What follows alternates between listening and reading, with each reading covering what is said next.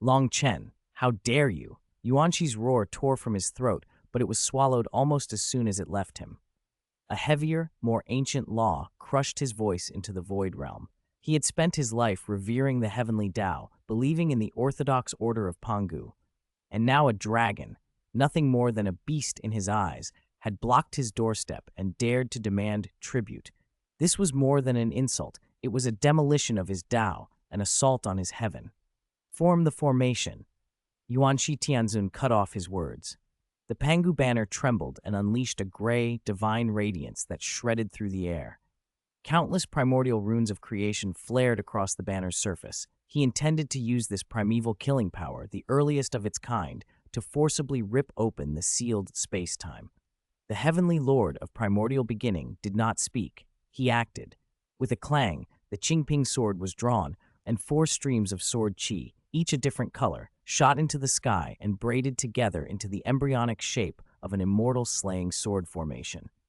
Its razor intent sliced through the space, viscous as molten iron, filling the void with a high, grating scream. Taiking Laozi stared at Long Chen with eyes that had shifted from shock to solemn scrutiny. The Taiji golden bridge above him, already cracked, surged with light as black and white qi swirled to form a colossal yin-yang fish diagram. It forcefully suppressed the surrounding earth, water, fire, and wind, trying to carve a foothold in a foreign land that had no place for the heavenly Tao. Together, the might of the 3 pure ones could reopen a minor 1,000 worlds in an instant. Long Chen watched them without flinching. His voice was calm. It seems the 3 of you aren't willing to be reasonable. Since etiquette is lacking, we'll discuss this elsewhere. He casually gestured to the 2 dragon lords with deep auras behind him. Candle Dragon, Aodong, spread the 4 seas, welcome our guests. As you command. The 2 primeval beasts bowed in unison. In the next moment, the crystal dragon palace hovering before Kunlun Mountain did not collapse so much as dissolve, its physical form melting away into an intangible law that poured outward. Chaos withdrew, replaced by a bottomless, deep blue realm. This ocean-like expanse, centered on the 3 pure ones, silently swallowed up billions of miles of the void realm and imprisoned them. There was no water here, yet its pressure outweighed 1,000,000 oceans. There was no sound, yet deep within countless dragon souls roared. This was neither water nor light, it was an independent dragon realm. Yuanqi Tianzun's face drained of color.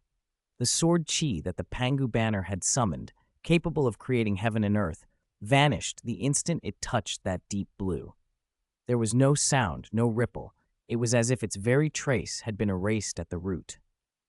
The immortal slaying sword intent around the heavenly lord of primordial beginning dimmed and chilled. His sword Tao, the source of his renown, felt its soul being pulled out, degraded from sentient artifact to ordinary metal. For the first time, genuine terror crept into his voice. My connection with the heavenly Tao has been severed. Taiking Laozi was even worse off.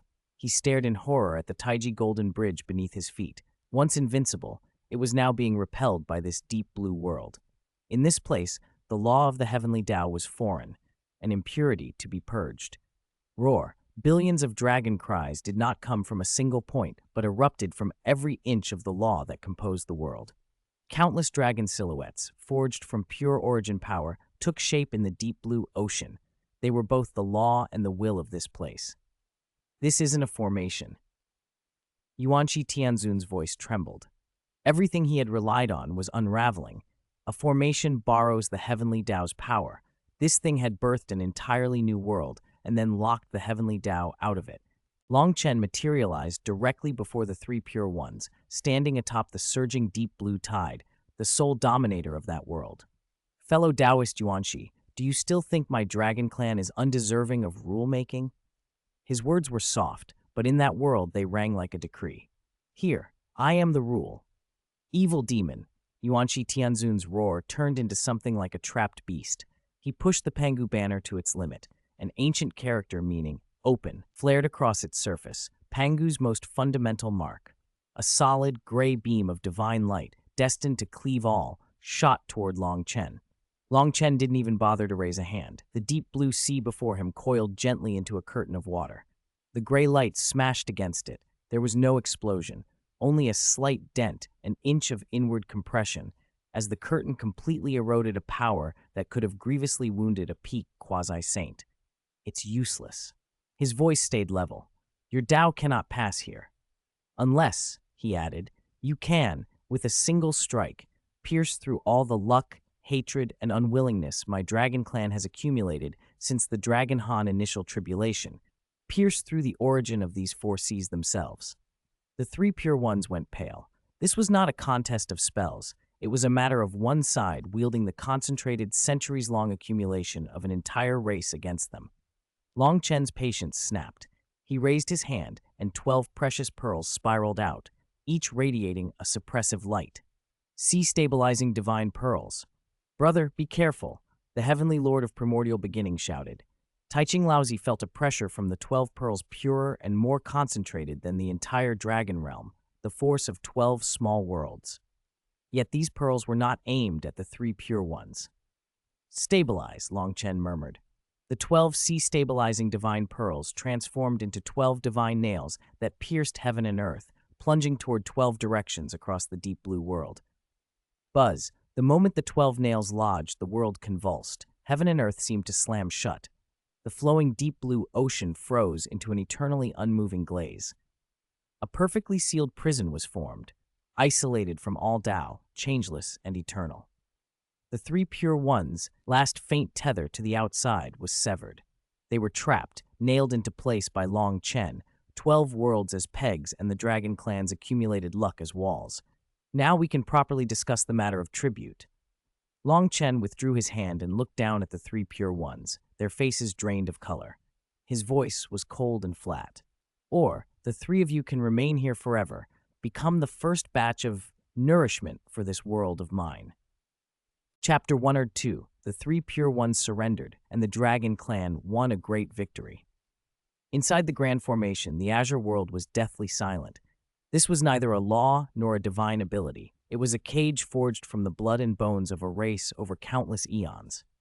Yuanqi Tianzun's hand, clutching the Pangu banner, trembled, not from fear, but because everything he had once taken pride in, his Tao, his law, the dignity of the Pangu lineage, had been stripped away inside this endless blue sea. His proud, heaven-opening divine light could not even stir a ripple here. Taiching Laozi's aura had withered. He stared at the cracked Taiji diagram beneath his feet. This innate spirit treasure now resembled a broken mortal object, repelled and eroded by the world around them. From the moment the Crystal Palace crashed in, he had been utterly overwhelmed. Heavenly Lord of Primordial Beginning remained silent, merely pointing his fingers like a sword and tracing a faint line in the air. A wisp of immortal slaughtering sword intent appeared for an instant, only to be corrupted and absorbed by the omnipresent will of the Dragon Clan until it dissipated. He closed his eyes. When he opened them again, the battle fury had faded, leaving only cold acceptance. You win. Taiking Laozi's voice was dry, like 2 grains of stone rubbing together. He raised his head and looked straight to where Long Chen stood at the crest of that tide. State your terms. Long Chen's face gave nothing away. He regarded them with a calm that made the three pure ones feel like trapped fish. My terms are very simple. He raised a finger. First, I want half of all the spirit treasures you obtained from the treasure distribution rock. Yuanqi Tianzun's eyes flared with rage. You. Long Chen didn't wait for him. He extended a second finger. Second, I am not negotiating with you. At last he looked at Yuanqi Tianzun, his tone flat, as if stating an obvious fact. It seems you still don't understand your situation. Pipe dream, Yuanqi finally roared. Long Chen, do you really think you've cornered us? If need be, we'll go down together. Today I will destroy your evil technique and die with you. The Pangu banner trembled violently in his grip. A desperate aura of mutual annihilation began to swell. Long Chen smiled at the outburst. He neither retorted nor threatened. He merely snapped his fingers at Yuanqi Tianzun. Snap, a crisp sound that rang clear in the silent azure world. Yuanqi's surging aura deflated like a punctured balloon. He was horrified to find that his primordial spirit connection to the Pangu banner had been severed, if only for an instant, by a far more tyrannical force. That single instant had decided life and death. Had Long Chen wished it, Yuanqi's head would have fallen. Second brother. Taiching Laozi's shout cut through, stern and urgent, dragging Yuanqi back from the brink. Cold sweat dotted Yuanqi's brow. Taiching turned toward Longchen, and for the first time there was a pleading look in his eyes, though his words tasted of ashes. Fellow Taoist, is there truly no room for negotiation? Negotiation? Longchen's face suggested he found the notion amusing. Fellow Taoist Taiching, you too have yet to understand. He looked down at the three, enunciating slowly. I am informing you, not negotiating with you. He raised a third finger. Third, I want 2 specific items. He named them without hurry. Fellow Taoist Yuanqi's newly acquired apricot yellow flag, the Wuji apricot yellow flag. Extreme earth attribute, excellent defense. Yuanqi's breath choked. Longchen turned to Taiching. And the azure lotus treasure flag in fellow Taoist Taiching's hand. That's very fine as well. Taiching's heart sank. The opponent's aim was blatant. First crush their will, then demand the core spoils. Hand over those 2 flags, then tally the rest of your spirit treasures and give me half. Do that and you may leave. Taiching Laozi closed his eyes slowly. When he opened them, his expression had emptied into a cold, stagnant calm. Very well. Big brother. Yuanqi Tianzun could not hide his disbelief. This was the deepest humiliation of his life. Give it to him? Taiching's voice was low but resolute. He looked at Yuanqi and Heavenly Lord of Primordial Beginning, sending his words like an edict. Where there's life, there's hope. Today's humiliation is a defeat in our Tao struggle, not a flaw in battle. His Tao is outside the heavenly Tao. We cannot contend with him here. When we achieve our Tao in the future, this evil dragon and the dragon clan will turn to dust. Yuanqi's chest heaved. He ground his teeth and stared at Longchen as if trying to burn his image into the deepest part of his primordial spirit. After a long, unbearable moment, he flung his hand in fury. A small apricot yellow flag, heavy with earth aura, flew unwillingly toward Longchen. Taiching raised his hand as well. An azure, shimmering treasure flag drifted into Longchen's grasp. Longchen barely glanced at them before slipping them away. His gaze returned to the three. Now, the other half. His tone was casual, like a man shopping in a market. Bring out everything you gained this time. I'll divide it myself. That's the fairest way.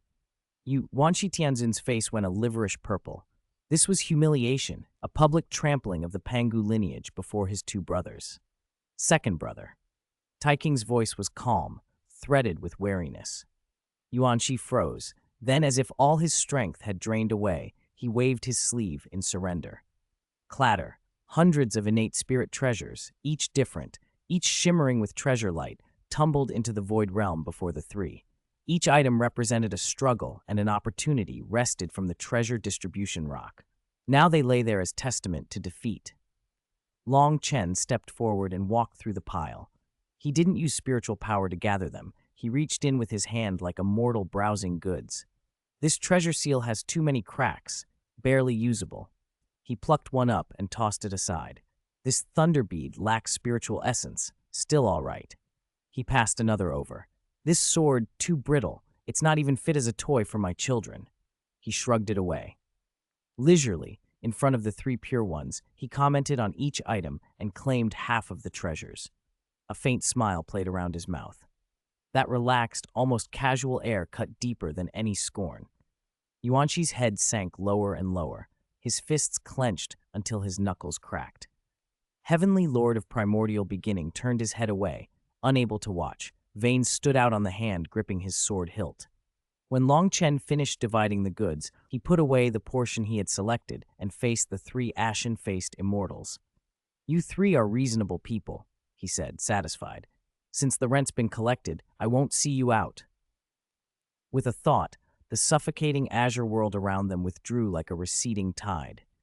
The cage that had trapped them vanished.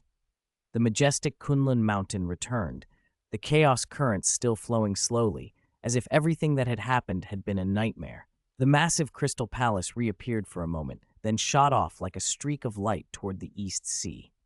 Silence settled again beneath Kunlun Mountain. Only the 3 pure ones remained, their auras weakened, their Tao hearts wounded. Ah!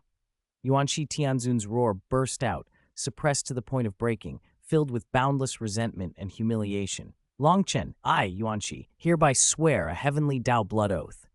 I will not rest until I become a saint. The day I become a saint will be the day your dragon clan is annihilated." His roar condensed into tangible Tao script that shot into the nine heavens, rolling through the heavenly Tao like thunder. The whole great desolation sensed that unbowed oath. Taiking Laozi said nothing. He retracted the cracked Taiji diagram in silence, his eyes as deep and dark as an abyss. Today's humiliation would be repaid in the future, 100-fold, 1,000-fold. Chapter 103, The Xianxian Gourd, Yuanxi's Hatred. The shadow of the Dragon Clan army receded, and Kunlun Mountain fell back into its ancient stillness. The air had changed, though, not the pure, untroubled, immortal qi it had known, but a lingering scent of humiliation that would not wash away, and the rusty, decaying tang left behind when the origin of the Taiji diagram shattered. Yuanxi Tianzun gripped the Pangu banner so hard his knuckles cracked white. He did not roar. The fury in him made him unnervingly calm. In his eyes burned a venomous hatred that seemed able to incinerate the heavens themselves. "Big brother, we just let him go like that?" His voice came low and strained, pressed out between clenched teeth. Taiking Laozi sighed. His aura had grown even more despondent. He unfolded his hand, and the cracked Taiji diagram floated on his palm. The yin and yang fish on it dimmed, as if they might stop spinning at any moment. If we hadn't let him go, what else could we have done? Taiking's wariness ran through his words. "Second brother, haven't you understood yet? Our conflict with him is no longer a dispute of Tao. It's a dispute of realm. His dragon palace, the four seas, are a dragon realm independent of the heavenly Tao. There, his word is heaven, and his will is law. Everything we pride ourselves on is nothing but rootless duckweed inside that realm. Today's defeat isn't simply a failure of battle." He tucked the Taiji diagram away and let his gaze sweep over his two younger brothers. "The most urgent task is to attain the Tao. Only when we become saints, when we wield the power of the heavenly Tao, can we truly destroy this heretic." Sect Master Tongqian had been silent, staring down at the Qingping sword in his hand, its blade humming faintly, as if reluctant. At last he spoke, hoarse. "His will is purer than my sword. Only for destruction, only for war." Those words made Yuanxi Tianzun's face darken further. Tongtian meant that, in the purity of Tao, the Pangu lineage had been outmatched by a wicked dragon. The peak of Kunlun felt oppressively heavy. Then Taiking suddenly made a low sound, an eh, and as he performed a divination, a genuine glint of surprise appeared in his usually placid eyes. "Strange. There is an opportunity within this mountain, an origin similar to ours, that is about to emerge." Yuanxi and Tongtian snapped into divination. Moments later, the gloom on their faces softened into something like ecstasy. "Big brother is right. It's the aura of an innate spiritual root." Yuanxi's voice trembled with excitement. "And it's connected to our Pangu primordial spirits, so it belongs to us." Tongtian added, "It felt like compensation from the heavenly Tao for the losses of the day." The three fought down their elation, exchanged looks, and without hesitation transformed into streaks of clear light and followed the aura deeper into the mountain. They halted at a misty cliff edge. Rooted in a chaos boulder was an ancient vine, and 7 fist-sized gourds hung from it, red, orange, yellow, green, blue, indigo, and purple, each bathing the cavern in a mellow, treasure-like radiance. Each gourd emitted the dense aura of a high-grade innate spirit treasure. "Innate gourd vine," Yuanxi Tianzun cried, then burst into laughter, huge, relieved, triumphant. "Ha! The heavenly Tao is just. The heavenly Tao still favors my Pangu lineage. Long Chen took my spirit treasures, so the Tao returns me a spiritual root. With this ebb and flow, what can he compare to us in foundation?" he gushed. The indignation of being extorted by Long Chen dissolved in the heaven-sent opportunity. Yuanxi's arrogance returned as he reached for the largest red gourd. His hand froze. A breeze brushed past. A lazy, almost smiling voice sounded behind them, clear enough to speak into their primordial spirits. "3 fellow Taoists, how have you been?" The 3 pure ones stiffened simultaneously and turned. Long Chen stood about 30 feet away, hands clasped behind his back, as if he had never left. The smile on his face looked to them more terrifying than the most venomous curse. "You, why are you back?" Yuanxi Tianzun's voice warped with a tremulous mixture of fear, anger, and despair. This harbinger of misfortune, what did he want now? "Don't be nervous. Long Chen waved a hand and eyed the gourd vine. Not bad, an innate spiritual root with 7 high-grade innate spirit treasures, an opportunity. His appraisal sank like ice into the 3 pure ones' hearts. He had come to seize it. He must have returned to take the vine. Tai King drew a deep breath and stepped forward. His voice went deep and cold. Fellow Taoist Long Chen, you took half our spirit treasures already, even the central Wuji apricot yellow flag and the Eastern Azure Lotus treasure color flag. Are you not satisfied? Satisfied? Long Chen smiled. My dragon clan's appetite has always been large. He took 2 steps forward. Under the 3 pure ones' nervous gazes, he stood before the vine. Yuanqi's magical power surged. He poised the Pangu banner to strike. Think carefully, Tai Ching warned. Even a cornered rabbit will bite if it comes to a fight to the death. Fight to the death? Long Chen cut him off and turned to look at them. Pity in his eyes they couldn't read. Are you worthy? He reached out and gently stroked the red gourd, feeling the law of fire within. I had intended to leave, but afterward I felt the rent I collected wasn't quite right. Those earlier fees were the toll for my dragon clan's army passing through Kunlun, he said, casual as if discussing trade. But you found such an opportunity on my territory. Long Chen's expression turned playful. Shouldn't this site resource discovery fee be settled as well? Yuanqi trembled with rage. Realization hit.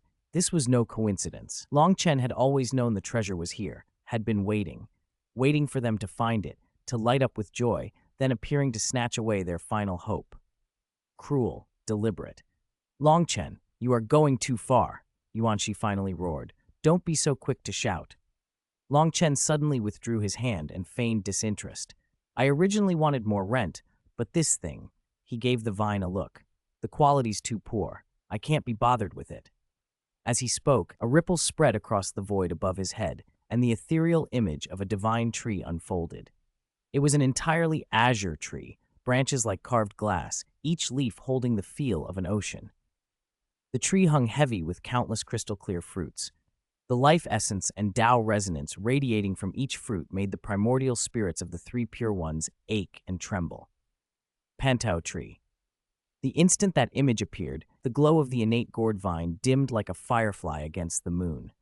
The high-grade innate spirit treasure aura from the 7 gourds looked crude and cheap beside the Pantao. The 3 pure ones stood slack-jawed, staring at that tree and the innumerable Pantao fruits on it, effects that far surpassed even the 9-turn golden core. They had been ecstatic over a vine with 7 gourds. Now that joy seemed a childish joke, a colossal, humiliating joke. Fellow Taoist Long Chen. Tai King's voice went dry. For the first time, his Tao of non-action felt utterly pale. What do you mean by this? It means nothing. Long Chen retracted the Pantao image and spread his hands in mock sincerity. I only wanted to show you that items of this quality are used by my dragon clan's treasury for young dragons to gnaw on to sharpen their teeth. He looked at their pale faces and then fixed his gaze on Yuanqi Tianzun. Your opportunity, to my eyes, is worthless. He smiled and added slowly, take the gourd vine. Consider it, my gift to you. With that, he flicked and became a streak of water-like light, dissipating entirely. This time he was truly gone. Silence fell over the peak of Kunlun, deeper than before Long Chen's arrival. Yuanqi lowered his head, his body trembling, his fists clenched to the point of pain. A gift to us, he muttered like a man possessed. All his pride in the Pangu lineage, his anchor and last hope, had been crushed in the cruelest, most contemptuous way. It wasn't merely humiliation, it was a strike to the Tao heart. With a sudden choking sound, Yuanqi spat blood, origin, essence blood. Instead of scattering, the crimson globule twisted into a grotesque, resentful rune and branded itself into the void realm. He did not roar now. He lifted his head and his eyes were dead, gray with madness. Long Chen, he whispered, my Tao heart today shattered because of you. This devil, if I do not become a saint, he cannot be eliminated. Tai Ching and Tong Qian exchanged a glance. In that look was the same deep, cold dread. In order to stop Long Chen, the path before them had just hardened into something terrifyingly clear. Chapter 104. The Dragon Clan divides the treasures, and Nuwa comes in person East Sea, Crystal Palace. The deathly silence in the main hall shattered the moment Long Chen's figure appeared, replaced by a heart-wrenching wail. An elderly dragon lord, his horn broken in two, suddenly sank to his knees, trembling like a leaf. He dug his claws into the ground and roared, "We won! We won!" That cry was the spark thrown into boiling oil.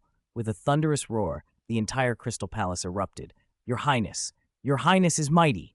Dragon Clan! Dragon Clan! Dragon Clan!" Countless Dragon Clan youths vented centuries of resentment and humiliation with primal shouts.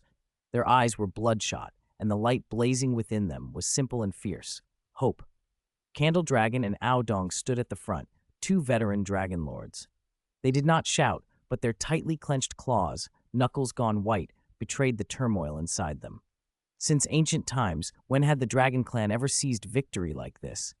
They had shattered the lineage of Pangu's defenses, forced the three would-be Dao ancestors to bow, and taken their protective treasures, acts even the ancestral dragon would never have dared imagine. Long Chen raised a hand and gently pressed it down. The hall quieted at once. All eyes, fanatic, adoring, convinced, fixed on him alone. This trip, the harvest, was decent. His tone was light, but those 4 words lit fires in more hearts than any grand oration could. He said little, merely waved his sleeve. 2 precious banners, one apricot yellow and the other green, drifted to the center of the hall. The moment the apricot yellow banner unfurled, thousands of golden lotus phantoms descended. A crushing aura of invulnerability pressed down, making the Crystal Palace sag half a foot. The green banner swayed, emitting boundless, verdant light. Countless lotus blossoms flared into being and vanished within the glow, a calming aura for the divine soul spreading outward. This is.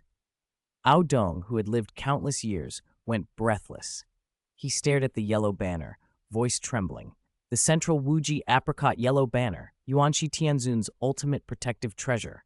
The other is the eastern green lotus-colored banner of the Grand Pure One. Candle Dragon's aged voice followed, his eyes wide with shock.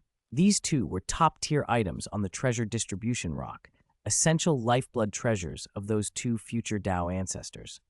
Now they were displayed as spoils in the Dragon Clan's Great Hall.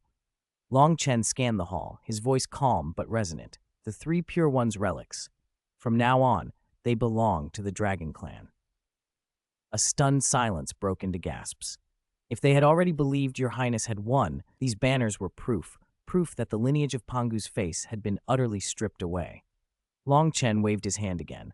With a thunderous crash, a mountain of innate spirit treasures, hundreds of them, fell before the clansmen. Sabers, spears, swords, halberds, bells, tripods, pagodas, seals, precious lights exploding in every direction. A torrent of Dao resonance rolled through the hall, rocking the primordial spirits of the Golden Immortals and those at the Grand Unity Golden Immortal realm among the Dragon Clan. Many swayed as if about to fall. Any one of those items, thrown out into the world, would be enough to cause a great desolation war among Grand Unity Golden Immortals. Yet here they were piled like stones. The Dragon Clan forgot to breathe, their gazes locked on the treasure mountain, their hearts pounding. When had the Dragon Clan ever been this wealthy? Your Highness, this. Aodong's voice was dry. He didn't know how to handle this fortune that could make the entire Great Desolation fight to the death. From today onward, establish a merit hall. Long Chen's gaze swept over every clansman. All spirit treasures, enter the treasury. Any member of my Dragon Clan, regardless of origin or bloodline, will be judged by merit alone. By merit, you shall exchange for spirit treasures, for divine abilities, for resources. Those without merit, go cultivate. Become stronger. Fight for the Dragon Clan. Earn your merit. His voice rose, fierce and commanding.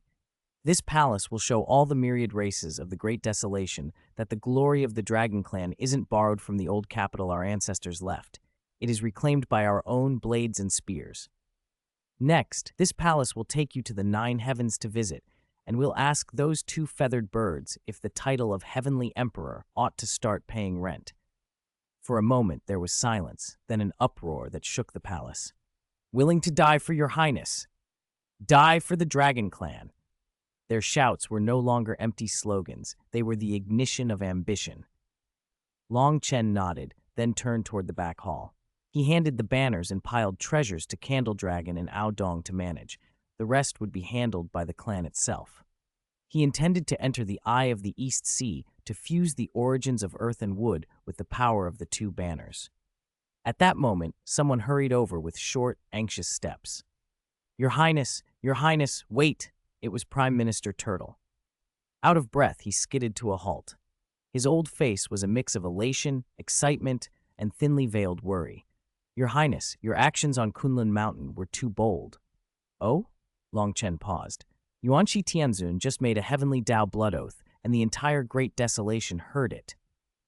Prime Minister Turtle swallowed and silently gauged Longchen's expression. He vowed that the day he attains sainthood will be the day he destroys the Dragon Clan. Just a dog barking. Longchen waved it off. Anything else? Prime Minister Turtle grew bolder at the dismissal, even a touch gleeful. Over at the Yao Race Heavenly Court, Dijun and Tai were so frightened they shut the South Heaven Gate and activated the Grand Star Formation, fearing we'll attack at any moment. The two in the west sealed Mount Sumeru's mountain gate tight. Old ancestor sticks in the Sea of Blood recalled all the Asura races. The Sea of Blood is as quiet as a grave. Long Chen smiled. They're scared. Yes, they're all scared. Prime Minister Turtle nodded vigorously, a grin spreading over his face. Now all the great experts of the Great Desolation worry you'll come collect rent next. That's good. Let them feel fear. Long Chen moved to step away, but then the air above the East Sea shifted. An indescribable aura descended from the nine heavens, vast and benevolent, noble and filled with the essence of creation. It was not aggressive, but it carried a sacredness that made everything beneath it feel humbled. The Crystal Palace fell utterly silent. Every Dragon Clan member sensed it, instinctively stilling, and a deep reverence rose in their hearts. Candle Dragon and Ao Dong immediately moved to Long Chen's side, their faces grave. Your Highness, that aura, the visitor's realm is far above ours. Prime Minister Turtle went pale. He trembled and pointed toward the palace entrance, lips quivering.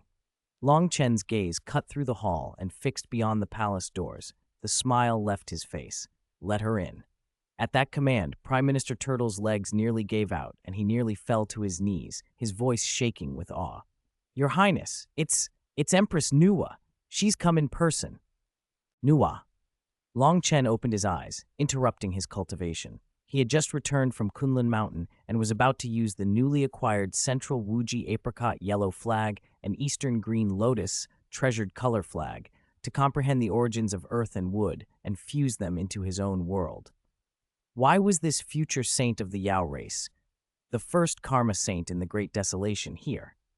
She should logically be secluding herself in Hua Palace, absorbing the Honghuang purple energy and studying the path to sainthood, not wandering into his East Sea Dragon Palace, an area saturated with killing intent.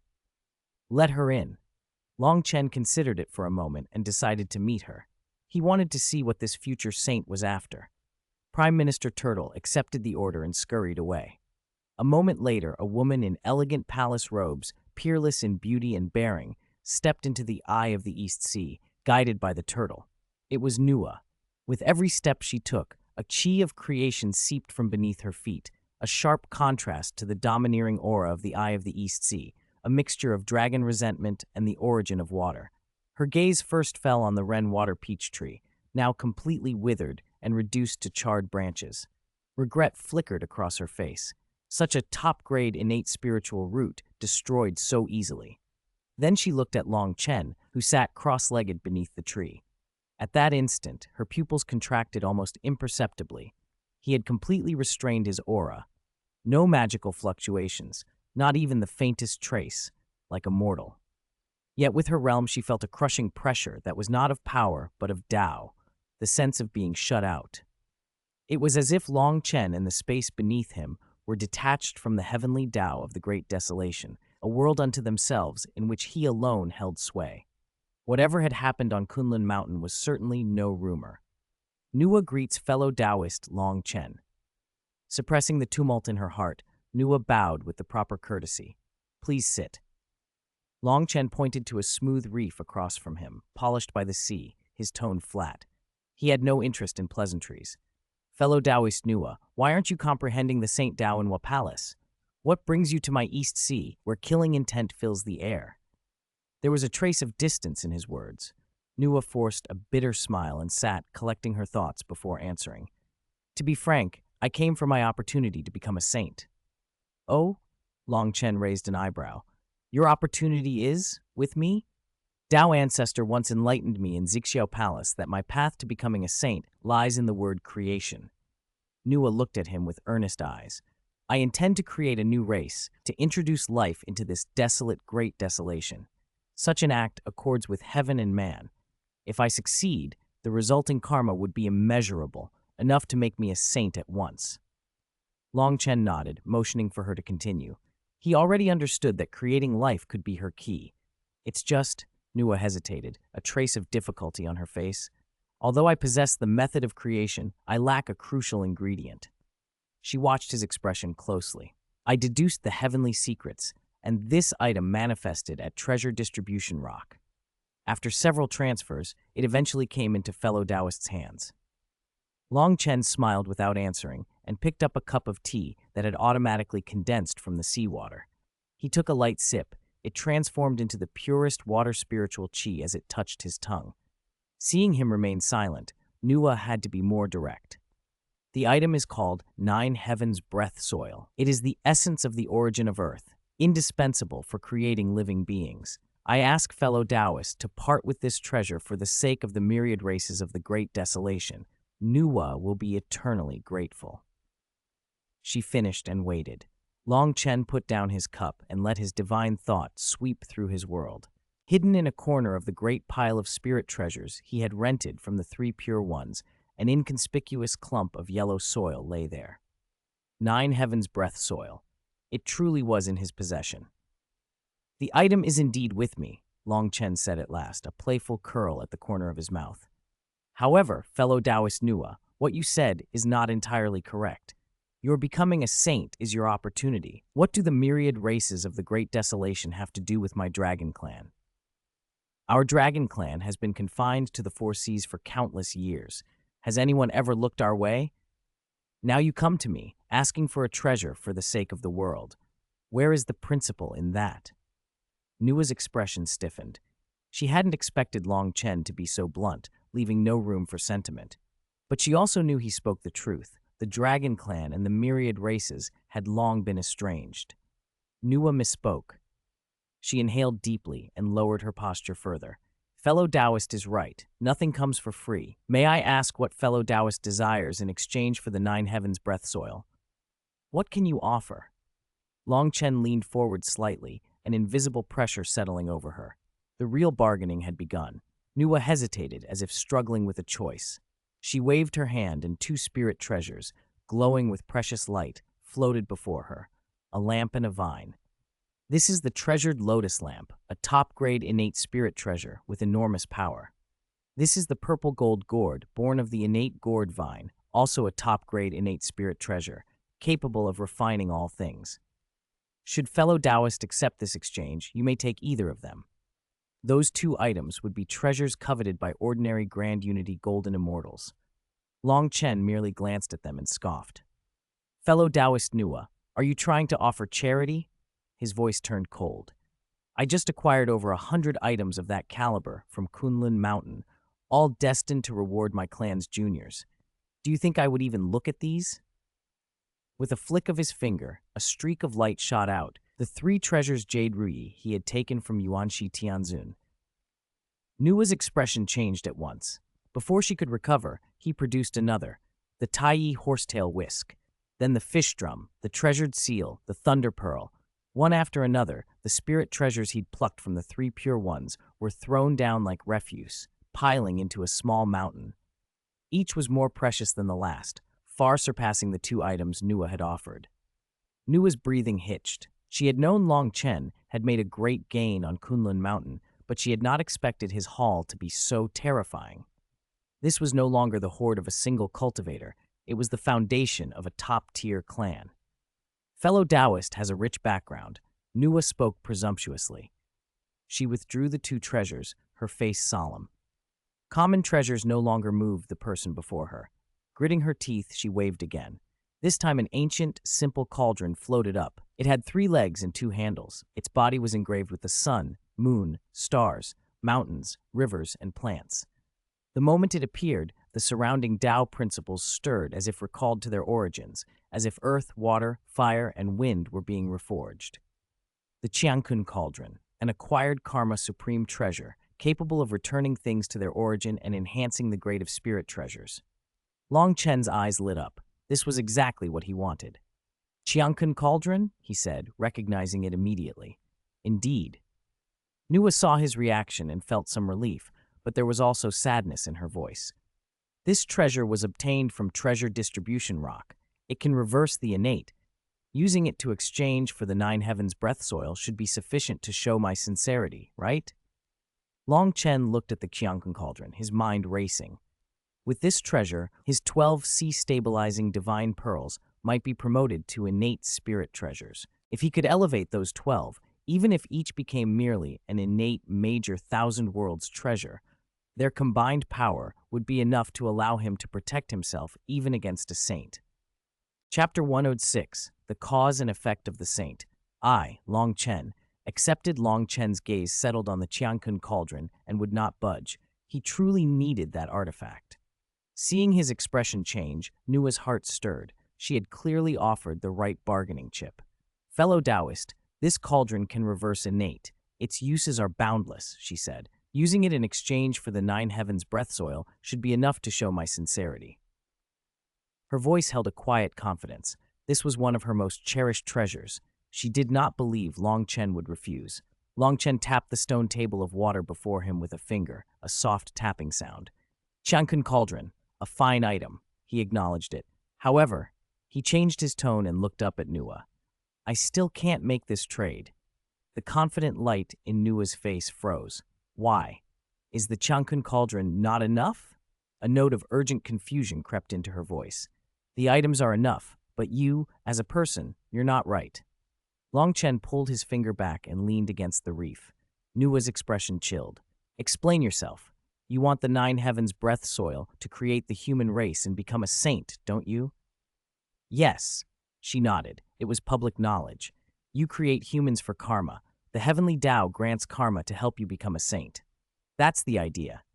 Then tell me, Long Chen's tone turned almost playful, where will you place the human race you create? The question stunned her. She had never truly considered it. On the great desolate land, naturally. Who dominates the great desolate, he asked. The witch and demon races, Nua answered hesitantly. A newborn human race, weak and fragile. You toss them into the meat grinder of the witch and demon races. How long do you think they'll survive? Long Chen smiled, but there was no warmth in it. You only see how to obtain karma by creating humans, but you haven't thought about where that karma comes from. Karma is derived from the human race as carriers of the Tao, from their future prosperity. You create humans today, but if tomorrow the human race is slaughtered by the Yao race as blood food or reduced to ashes by the witch race, what future do they have? How stable will your karma be if the race you relied on is exterminated?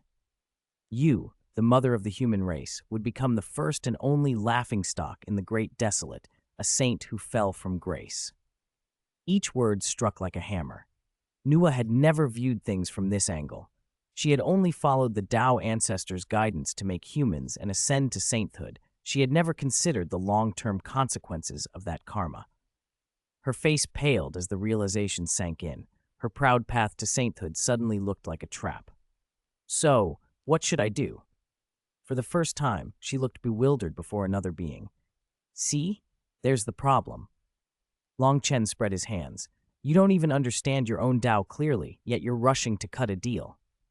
Nua, the Qiankun Cauldron you offered is only the price for the Nine Heavens breath soil, he said.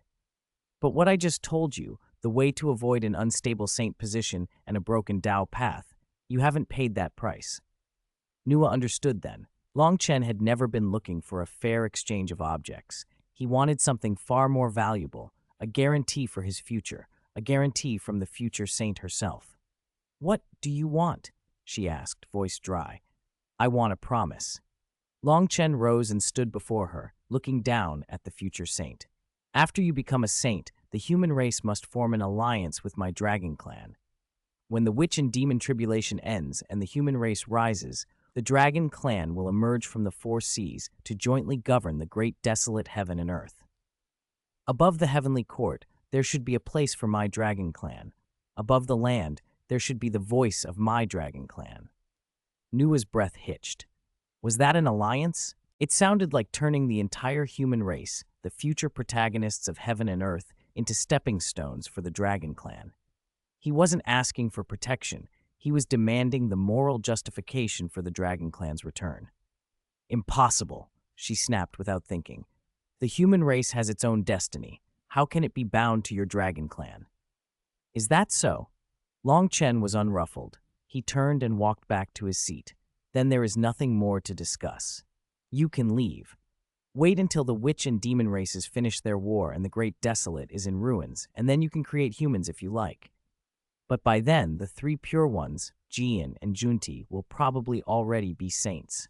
As the last of the Tao ancestors' personal disciples to ascend, I wonder how the old Hongjun will view you.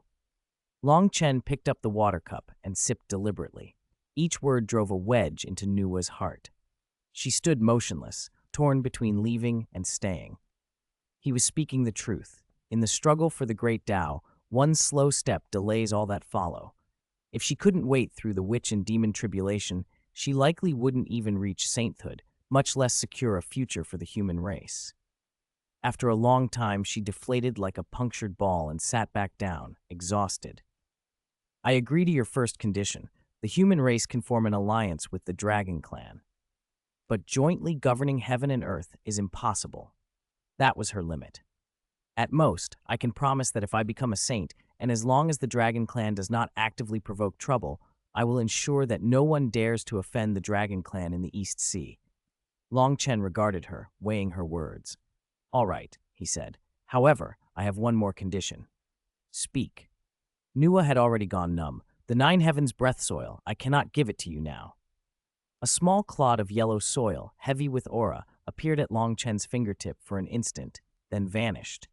I will wait. Wait until your brother Fuxi dies in the witch and demon tribulation, and then I will give it to you. The eye of the East Sea shook. Nua sprang up, an overwhelming creative aura surging out of control. What did you say? Her eyes locked onto Long Chen, disbelief and murderous intent fighting in them. My brother will die? Of course he will, Long Chen said calmly, as if discussing weather. The Yao race's crown prince is dead. Di Jun, to win, will seek to deduce the heavenly mystery at any cost. Your brother's origin cannot be hidden from him. Forging the witch-slaying sword will require the primordial spirit of a great divine ability user to be sacrificed to the blade. Guess who among the Yao would be most suitable, aside from Di Jun and Tai? Nua swayed, her color drained away. You. Why would you say such a thing? This isn't a threat, it's a reminder. Long Chen met her gaze. It's also part of the deal. If you accept my conditions, I will give you a chance to save your brother. When the time comes, I will tell you what to do. With that, he closed his eyes. See her out. Prime Minister Turtle reappeared and bowed, motioning Nua to leave. Nua gave Long Chen a long, complicated look before saying nothing and turning away. The eye of the East Sea fell silent. Long Chen waved, and two clusters of origin manifested before him, one the essence of Li Fire, the other the essence of Wutu. Without hesitation, he opened his mouth and inhaled, drawing the fiery red Li Fire origin into his belly. It did not burn as one might expect. The instant the Li Fire origin entered, it was subsumed by an even greater power, the authority of his personal world. Within his world, he was the heavenly Tao. Refine. With a thought, the law chains of his world clanked and twisted together into a vast furnace. The Li Fire origin was cast into it. This was no mere fusion. He intended to analyze, decompose, and extract the Tao at the core of that fire origin and imprint it into his world. His heart became a sun. Every beat pumped torrents of fire element law into every corner of his personal realm. The seawater in the eye of the East Sea began to boil, not from heat, but from the violent collision, annihilation, and rebirth of water and fire element laws. A colossal water-fire Taiji diagram formed around Long Chen, centered on him, and it continued to expand outward. Chapter 107, The Five Elements Complete, Late-Stage Quasi-Saint. In the eye of the East Sea, that deep pocket of space set apart from the Great Desolation, Longchen's secluded cultivation had reached a decisive moment. Nua's departure left no great ripple in his heart. He had accepted the karma of a saint and was prepared to pay that price. All of his attention was fixed on the nascent world forming inside him. Within that world, the towering Jianmu grown from the azure dragon Dao seed propped up heaven and earth, while the Geng metal Bodhi tree took root in the west, radiating endless, cutting qi. Now it was time for fire and earth to take their places. Longchen opened his mouth and drew in breath. The mass of innate leaf fire essence he had taken from Hongjun sank into his abdomen like a miniature sun. Boom! The fire element law erupted violently within him. An ordinary quasi-saint would have been burned to ash. But Longchen's body was already encased in the power of his own world. In this prince's world, if you are a dragon, coil. If you are fire, burn obediently for this prince. Longchen thought, and the law inside his world responded like a living thing. Countless chains of order, formed from his will, rattled and snapped around the rampaging Li fire essence, forcing it into the furnace at the center of his world. He did not merely want to fuse it.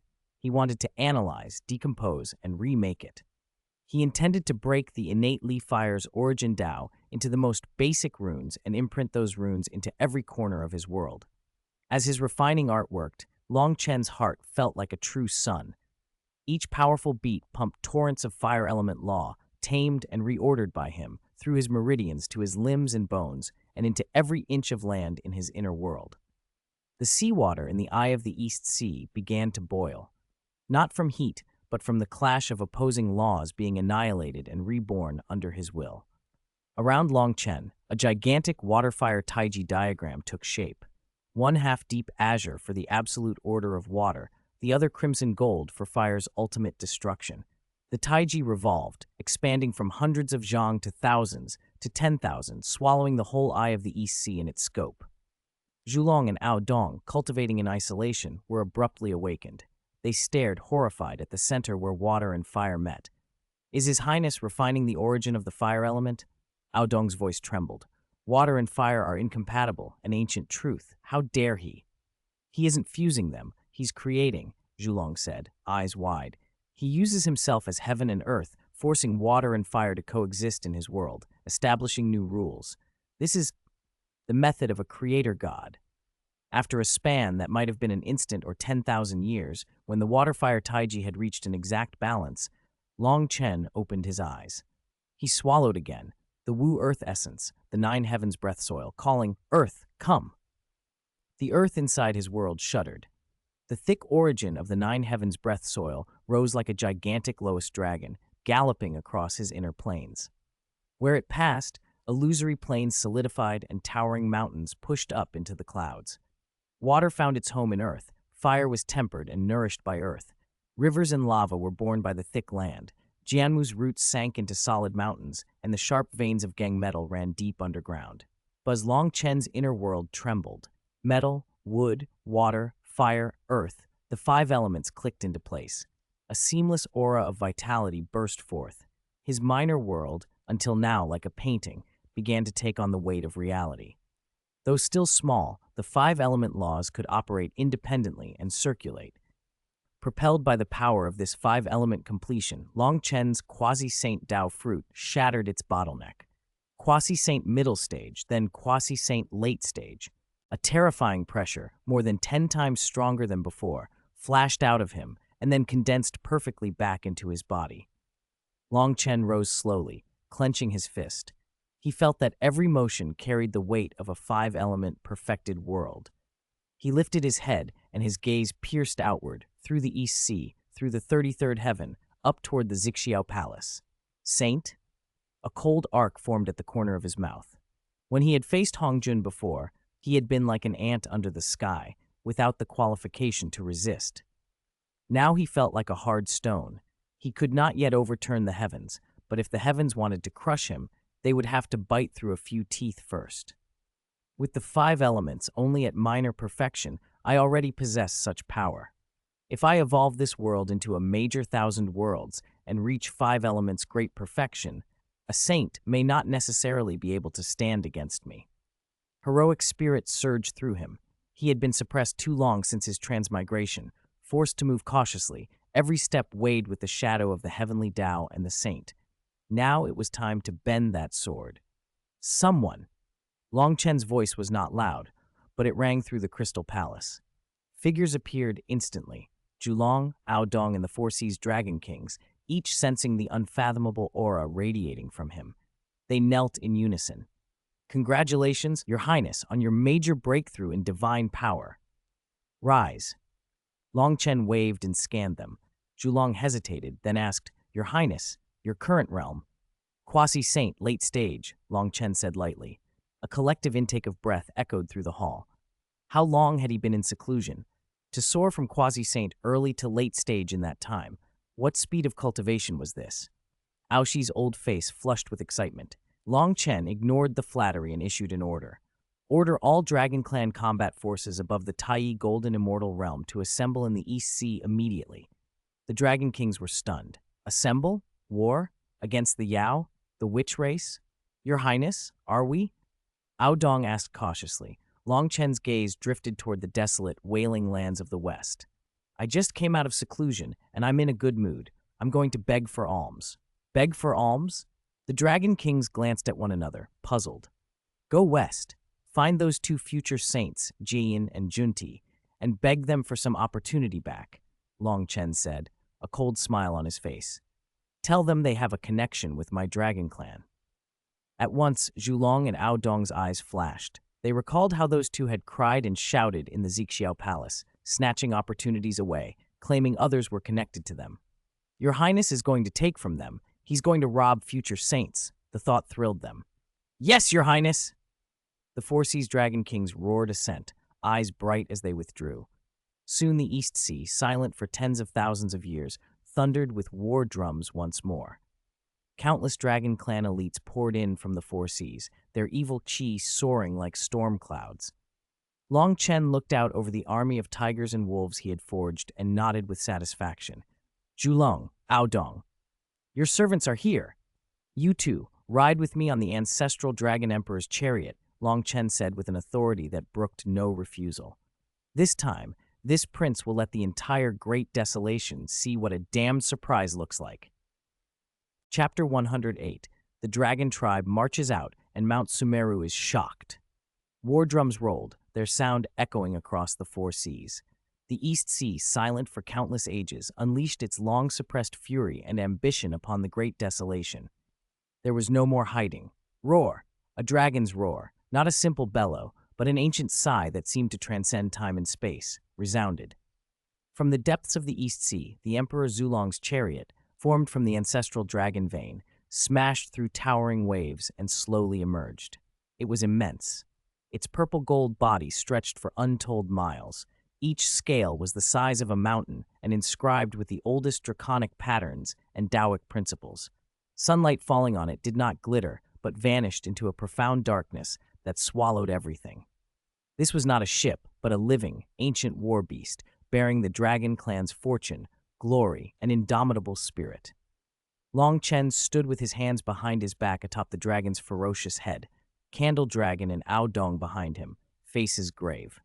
Further back were tens of thousands of Dragon Clan elites of the Taiyi Golden Immortal Realm, over 1,000 Dragon Clan elders of the Grand Unity Golden Immortal rank, and the three newly promoted quasi-saint dragon lords, Aoshi, Aonan, and Aobei.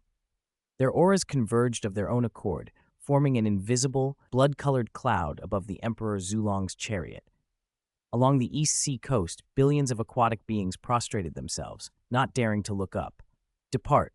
Long Chen spoke only 2 words. The Emperor Zulong's chariot answered with a deep roar, its vast bulk stirring. The void realm before it tore apart inch by inch like a shattered mirror. It did not take flight. Its head plunged straight into the spatial rift. 33rd Heaven.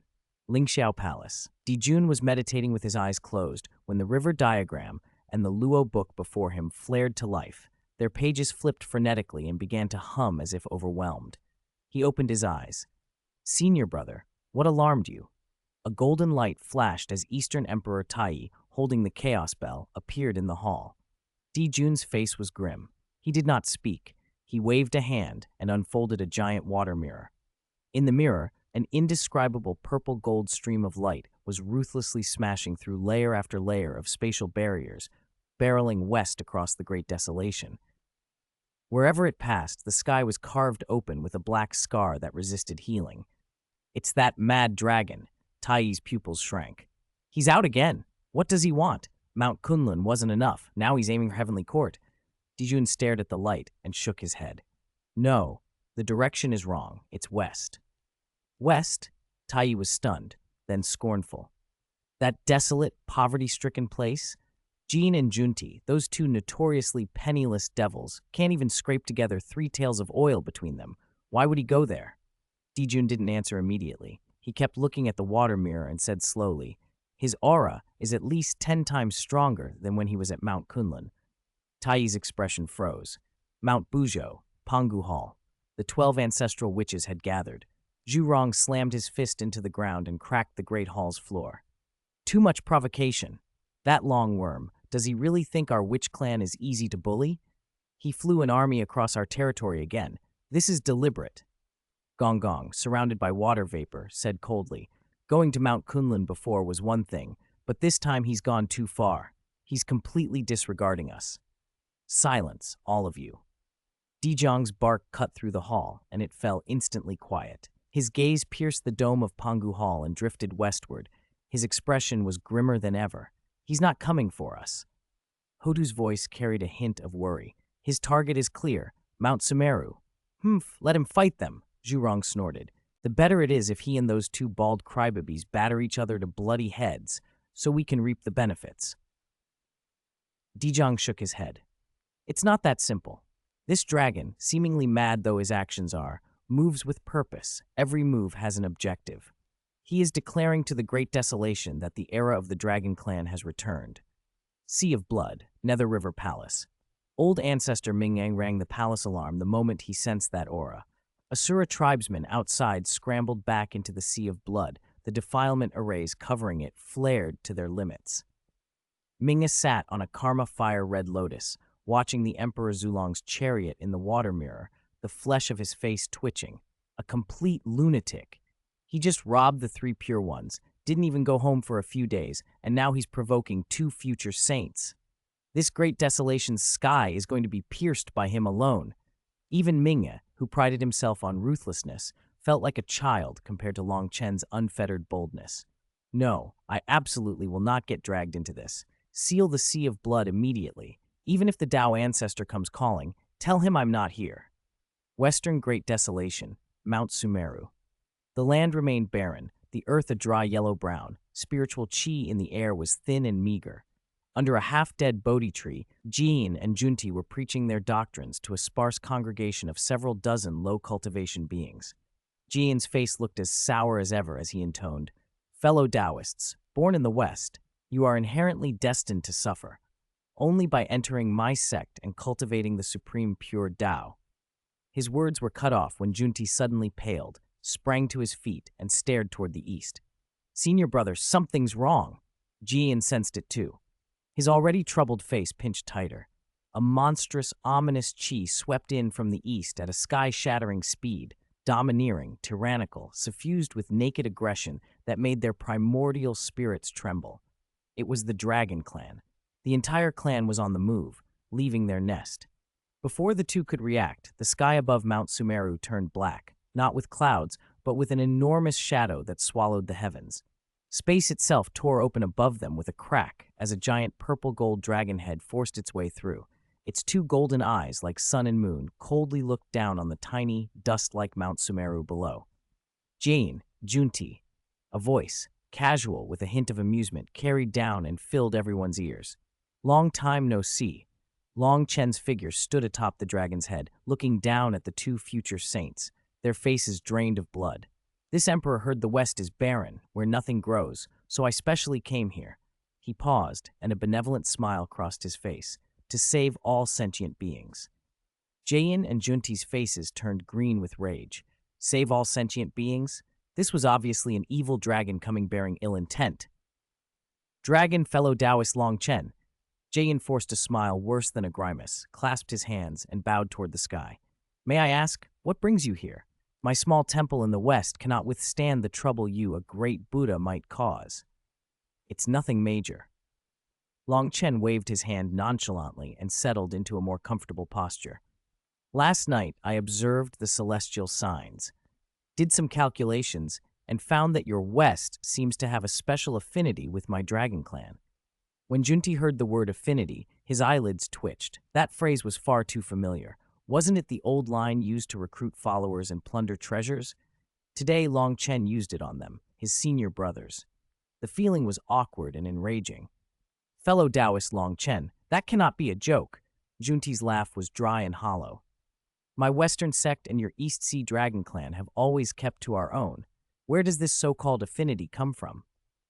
If I say there's an affinity, then there is an affinity.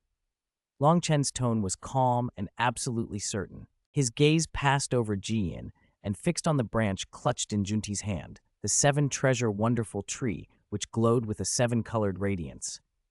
For example, that stick you use for burning firewood has a great affinity with this emperor. Junti's face turned the color of a liver. Firewood stick? How dare he call the innate spiritual root of the seven-treasure wonderful tree that? It was a blatant insult. Long Chen.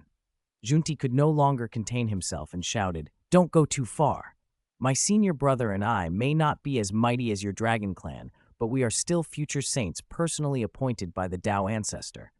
If you are presumptuous on Mount Sumeru today, karmic retribution will come back to punish you." Retribution? Long Chen laughed as if he'd heard the greatest joke. He looked down at the outwardly fierce but inwardly timid Junti, pity glinting in his eyes. This emperor dares to ignore even the face of the three pure ones. You threaten me with a vague future? The smile faded. His expression turned ice cold. This emperor did not come today for any other reason than to personally teach you a lesson. In the great desolation, whoever has the bigger fist and claims the affinity, that's the true affinity. Long Chen raised a hand and pointed directly at Junti. I fancy that firewood stick of yours. Will you hand it over respectfully, or shall this emperor come down and take it himself? Arrogant, Junti roared, his suppressed fury shredding any trace of reason. As the Tao ancestors personally appointed future saint in charge of the Western sect on Mount Sumeru, he embodied the heavenly Tao. Who had ever dared to point a finger at him and demand his Tao-proving spirit treasure in front of his disciples? Long Chen, do you really think my Western sect is a soft persimmon you can knead as you please? Today I'll show you whether this fire poker of mine can burn down your East Sea Dragon Palace. Junti stopped ranting and thrust the seven-treasure wonderful tree forward. Seven-colored divine light shot into the sky, dazzling yet cold and rapacious.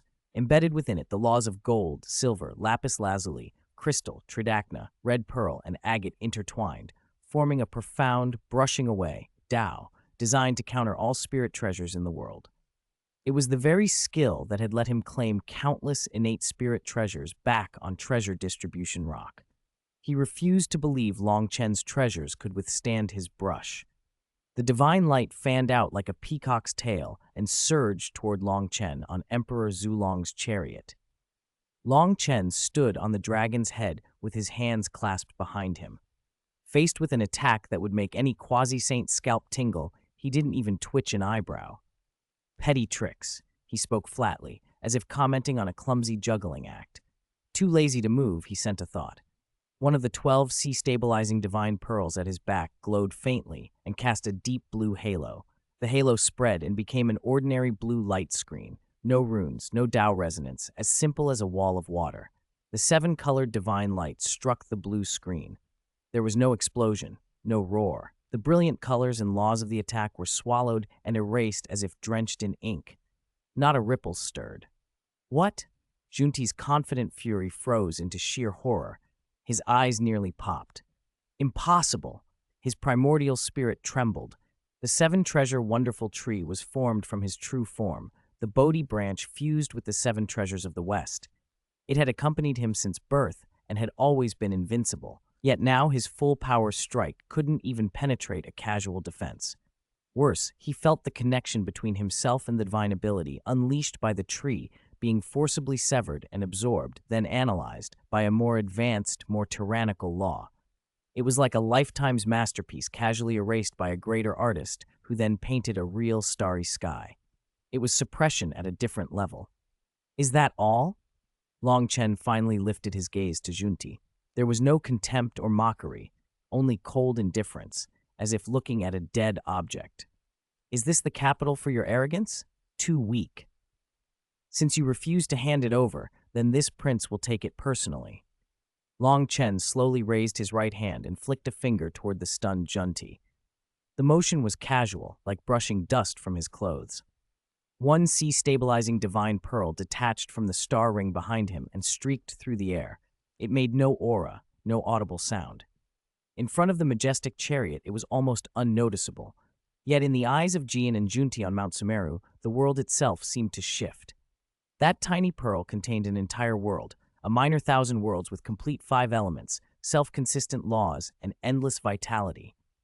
It pressed down on them with the inevitability of a divine mountain. Before it, their quasi-Saint Tao fruits cultivated for eons, their proud Western doctrines, all their divine abilities and spirit treasures seemed trivial and fragile. Retreat, junior brother, quickly. For the first time, the eternally impassive Jayin showed true panic. He summoned his supreme protective treasure, the 12-grade Karma Golden Lotus. 10,000 strands of golden karma light descended and formed an indestructible barrier to enclose him and Junti. The Karma Golden Lotus, a top-tier defensive supreme treasure of the primordial world born from the karma of creation, was said to be impervious to all laws. Junti snapped out of his daze and, desperate, poured all his magical power into the 7-treasure wonderful tree, not to win, but to buy time. He unleashed a 7-colored divine light, 100 times denser than before, to meet the pearl. If they could just delay for a moment, they could activate the heavenly Tao and summon the Tao ancestor. But there was no if. The unassuming sea-stabilizing divine pearl ignored the Karma Golden Lotus and the 7-colored light alike and struck with brutal force. It smashed into the resisting 7-treasure wonderful tree. Crack! A crisp, piercing snap reverberated across the western land of the primordial world. The root-like branch of 7-colored treasure light, the supreme grade innate spiritual root that had been Junti's Tao-proving spirit treasure, broke in half as if on cue. Pfft! Junti was struck as by 1,000 thunderbolts, spitting a mouthful of blood laced with shards of his primordial spirit. His aura withered at terrifying speed, his hair went white, his eyes hollowed. His Tao-proving spirit treasure, his Tao itself, had been broken. The pearl did not slow. It smashed into the 12-grade Karma Golden Lotus. Clang! A mournful sound like an ancient divine bell cracking spread through the 33rd heaven. The Karma Golden Lotus shuddered, its 10,000 golden lights dimmed by 99%. Spiderweb-like cracks blossomed across the Lotus platform. Jian too let out a muffled grunt, coughing up golden blood, his face ashen.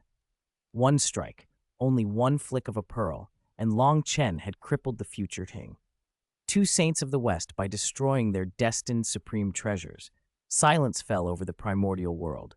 Above the 9 heavens in the Demon Emperor Palace, Dijun and Taiyi stared at the water mirror, wine cups slipping from their hands and shattering unnoticed. On Kunlun Mountain in the Jade Pure Palace, Yuanxi Tianzun overturned his jade table and rose, pale and wide-eyed with shock and something like envy. Deep within the sea of blood, old ancestor Mingye closed his water mirror and sank into its depths, trembling. The sky had changed. The heavens of the primordial world had been torn open by a mad dragon wielding a single pearl. Now your fire poker is broken. Long Chen's voice drifted down as if stating an obvious fact. The broken 7-treasure wonderful tree and the sea-stabilizing divine pearl were drawn by an invisible force into his hand. He toyed with the pearl, glanced at the shattered branch, then raised his hand again. The 11 remaining sea-stabilizing divine pearls flared to life. The auras of 11 minor thousand worlds burst free like ancient divine mountains and locked onto Mount Sumeru. The mountain howled, the earth cracked, and rocks cascaded as if it might fall apart. This prince asks one last time. Long Chen's voice was cold and emotionless above Mount Sumeru. Submit or die. Jayin looked at the cracked, dimmed Karma Golden Lotus, at Junti beside him with vacant eyes, and at the broken branch whose radiance had been extinguished. The eternal bitterness carved on his face collapsed into boundless despair. They could not win. They could not even withstand one of the opponent's fingers. This was not a battle. It was an execution. The enemy already had the power to casually erase them. My Western sect. Jian's voice was raw and parched, each word expended like the last of his dignity. He turned his gaze to the figure towering above all on the dragon's head and slowly bowed the knee that had never bowed before anyone, the knee of a future saint. He knelt. In front of Longchen and the watching eyes of the entire primordial world, he lowered his proud head, willing to surrender. Chapter 110. Kick Mount Sumeru and merits will come from heaven. When Jian finally forced the hoarse words, "I surrender," out between his teeth, Mount Sumeru fell into a terrifying silence. Outside the 33rd heaven, every divine thought probing the area also froze. The disciples of the Western sect stood stunned, watching their sect leader, the legendary indestructible, compassionate patriarch, humiliate himself before the ferocious purple-gold dragon head as countless eyes gazed down. Faith shattered like glazed glass, scattering across the ground. In Lingxiao Palace, the luminous cup in Dijun's hand crumbled to dust with a snap. In Jade Purity Palace, Yuanxi Tianzin's jade table cracked like a spiderweb under his palm. A future saint had knelt like that? The sight unnerved everyone more than if he had been struck down and had his soul flying away and spirit scattering on the spot. Above them all, on Emperor Zulong's chariot, Longchen showed no emotion. He looked down at the kneeling Jiyan as if looking at an ant that had accepted its fate. He gave no order for him to rise. His indifferent voice carried across Mount Sumeru. "Since you surrender, show some sincerity." Longchen swept his gaze over the barren estate of Mount Sumeru and added casually, "I heard the Western sect saves all living beings, so your family assets must be considerable. Clear them out and bring them for me to inspect. I am always fair," he continued, enunciating each word. "I'll only take half." Jian, still kneeling, trembled. His face twitched. Half again. Was this a brigand? Longchen had taken half from Kunlun Mountain before. Now he wanted half of Mount Sumeru too. Jian wanted to retort, but 11 slowly turning pearls on the dragon head radiated a world-destroying aura that pinned his words in his throat. He could not speak. He rose shakily, ashen, a puppet drained of life. With slow, heavy motions, he raised his hand. Clatter. An assortment of items, each glowing faintly in different hues, appeared in the air before the mountain gate. Most of the magical artifacts were dim. Some were clearly patched up. A pauper aura clung to them. Against the 3 pure ones' dazzling treasures, these were mere rubbish. The most striking item was a golden short pestle etched with demon-subduing runes, the Vajra pestle, a high-grade innate spirit treasure. Longchen's gaze lingered on it for a moment, then he nodded. "Zulong, your subordinate is here." Zulong stepped out from behind Longchen, striding arrogantly to inspect the pile. He didn't rush, hands behind his back. He circled the junk like a steward inspecting his outhouse. He kicked aside a rusty sword with a look of disgust. Tsk. He lifted a flag patched in places and held it to the light. Holes were obvious. Tsk. Finally, he scanned the rest, then fixed Jian with a look of disappointment. "Fellow Taoist Jian, is this all the Western sect owns? With this junk you want to found a sect? Enlighten all living beings? Do you intend to teach living beings how to patch magic treasures?" Zulong's voice rose, dripping contempt. Behind Jiyan, a young disciple's vision went black from rage. He spat blood and fainted. Jiyan closed his eyes, swayed, nearly falling. These words hurt more than death. Then Zulong's gaze snapped to a trembling figure in the crowd. Like 2 sharp swords, it cut him. A black flood dragon at the Taiyi Golden Immortal Realm was trying desperately to shrink back into the mass. Zulong's voice turned bone-chilling. "Wicked beast, a mongrel who betrayed his bloodline, how dare you show your face?" The flood dragon was Jiamo, one of the traitors who had betrayed the dragon clan during the Dragonhan calamity and later fled to Rahu before defecting to the Western sect. Old ancestor, spare me. I was forced back then." Jiamo's soul scattered in terror as he dropped to his knees, kowtowing until his forehead cracked the ground. "Spare you?" Zulong sneered, stepping forward with each footfall pounding at everyone's hearts. "When my dragon clan was founded, we swore this oath to the heavenly Tao. Those who betray the clan shall be devoured by 10,000 dragons, their true spirit cast into the 9 hells, never to reincarnate." His voice thundered like ancient decree, filled with majesty and bloodlust. Everyone waited, expecting Zulong to tear Jiamo apart. Instead, Zulong halted, turned toward Longchen on his chariot, and bowed respectfully. Cleaning up the sect has sullied your highness's eyes. This subordinate apologizes. Then, without warning, he spun back and lifted his great foot, dark green dragon scales glinting. He looked at Jiamo, so terrified he was defecating and urinating, with nothing but contempt, as if regarding a bit of mud on the sole of a shoe. Get lost, a furious roar. Zulong's kick, steeped in the force of a quasi-saint mid-stage, slammed into Jiamo's backside. The Taiyi Golden Immortal's body never screamed. Instantaneously compressed into a black spherical shadow, he flew like a broken sack. The ball of flesh struck the 10,000 Jiang side peak, the mountain gate beside Mount Sumeru.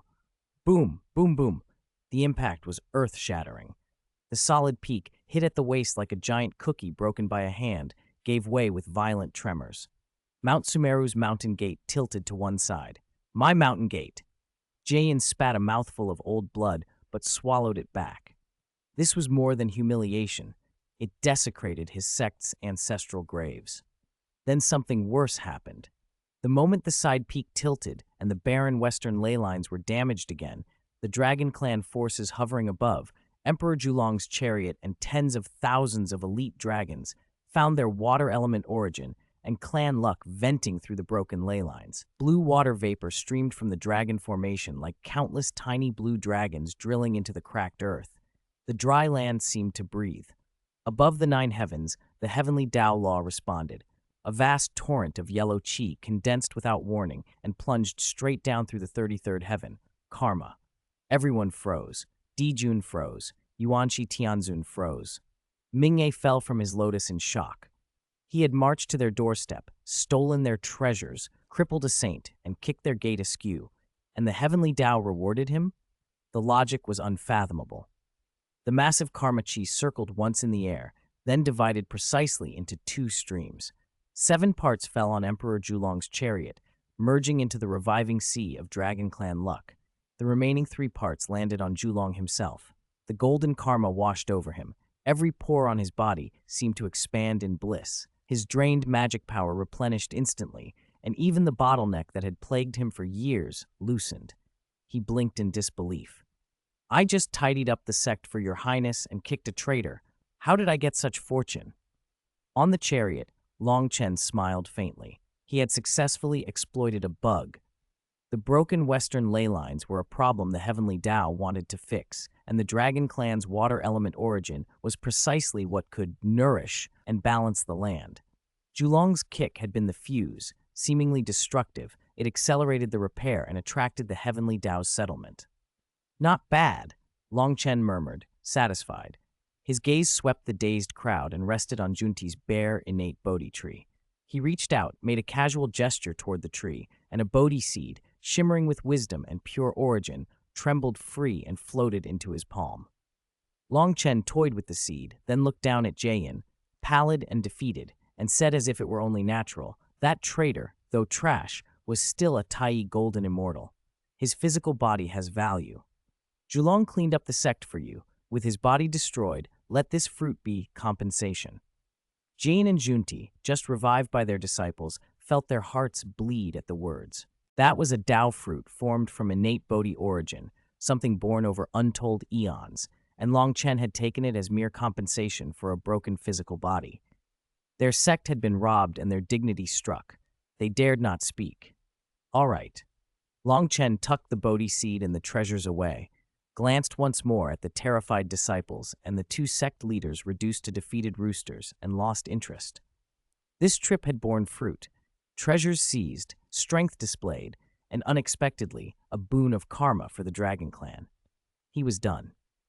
Turning, he gave a faint wave to the Dragon Clan army behind him, its aura a rainbow and whose cheers rolled like thunder.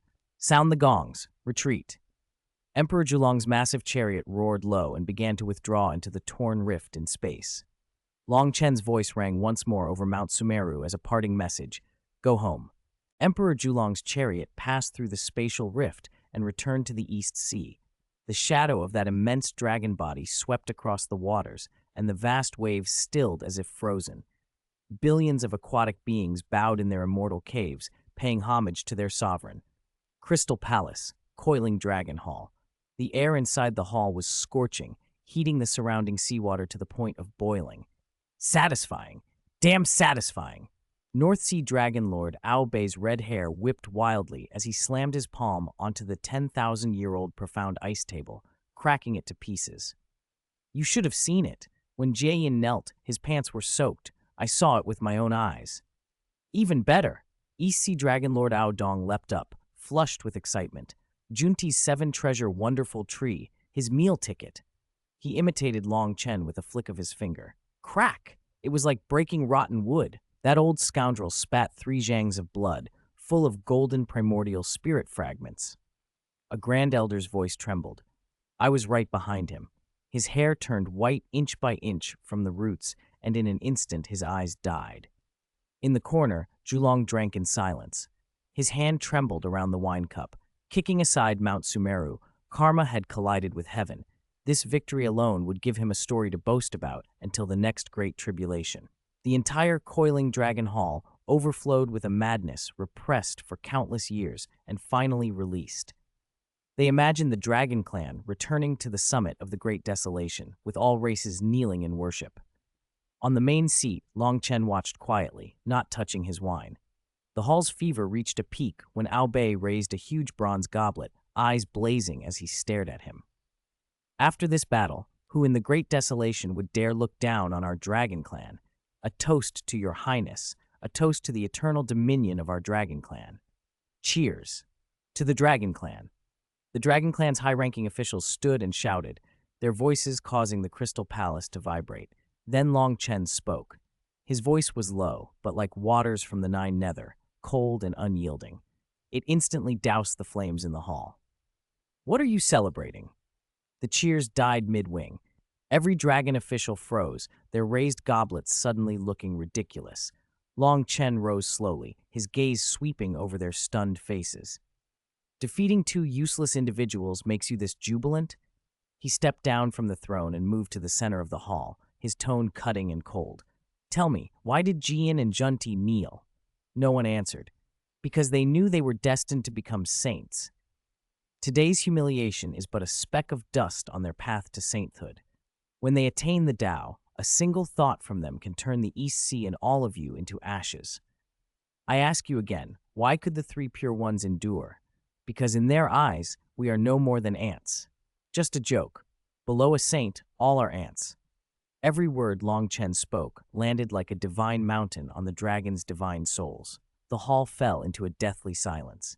The earlier ecstasy and pride drained away, replaced by an icy dread. Long Chen's gaze fixed on Ao Bei. Now tell me, when they become saints and settle their karma, who among you will kneel for the Dragon Clan? Those words were harsher than any divine ability. In their minds formed a scene of saints sitting above the clouds, indifferent pronouncements dissolving the Dragon Clan's ancient foundation. Saints were advancing. Celebration meant nothing. Your Highness? Ao Dong's voice was dry and trembling. Are we not inviting disaster upon our clan? The battle is over. Long Chen turned, looking at the grief-stricken faces around him. His tone softened a fraction. Enough prestige has been established. From today on, the Dragon Clan will lie low outwardly. He raised a finger. We will weave a net. Weave a net? Confusion rippled through the hall. Long Chen did not explain verbally. He gestured toward the profound ice floor at the center of the hall. Whoosh! Countless streams of water shattered the ice and rose into the air. They braided and twisted, light playing across their surfaces. A massive map of the Great Desolation's waters materialized above the floor. The eastern continent's 100 rivers, the lakes scattered across the western lands, the miasma-choked waterways of the south, the endless glaciers of the north, even the billions of dark subterranean rivers hidden beneath the earth, were all rendered as luminous blue threads. A map made of water itself, a miracle. We are dragons, monarchs of water, Long Chen's voice resonated through the hall. Yet the billions of water veins across this great desolation are like scattered grains of sand. They are water, but they are not our power. He stepped to the map and pointed to the boundless blue 4 seas. From today, with the 4 seas as our foundation, and the myriad waters converging on the dragon pearl as nodes, we will permeate the will and bloodline of our dragon clan through every water vein of this great desolation. His finger traced across the watery chart, laying down a golden trajectory that connected the scattered blue veins. What I want to build is not a city, not a kingdom. Divine light flared in Longchen's eyes. I want to build a water vein heavenly net that covers the entire great desolation.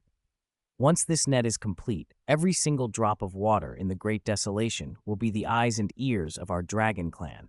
Every river will be a Dao field of our clan. Our sons will, with a single thought, descend to any corner of the great desolation through those water veins. He stabbed a finger at the spot where the heavenly court lay on the map. When the heavenly court's demon soldiers march, the river they step into must first ask whether our dragon clan approves. He tapped the witch clan strongholds. When the witch clan advances, the water they cross will likewise have to answer to us. This is true mastery of the four seas and command of all waters. This is the foundation on which we will stand in the age of saints. His words were a gale that overturned the dragon's previous narrow imaginations. They had thought in terms of occupying a few great rivers. Long Chen planned for the entire water system of the Great Desolation. Ao Shi, Dragon Lord of the West Sea, swallowed hard. Your Highness, this plan is astonishing. Most of the key water veins are guarded by powerful witch demon forces. He pointed to a vast southern river. The Huai River is controlled by demon saint Wuzichi, Daijun's confidant. Forcibly infiltrating it would be a declaration of war on the demon court. You are right.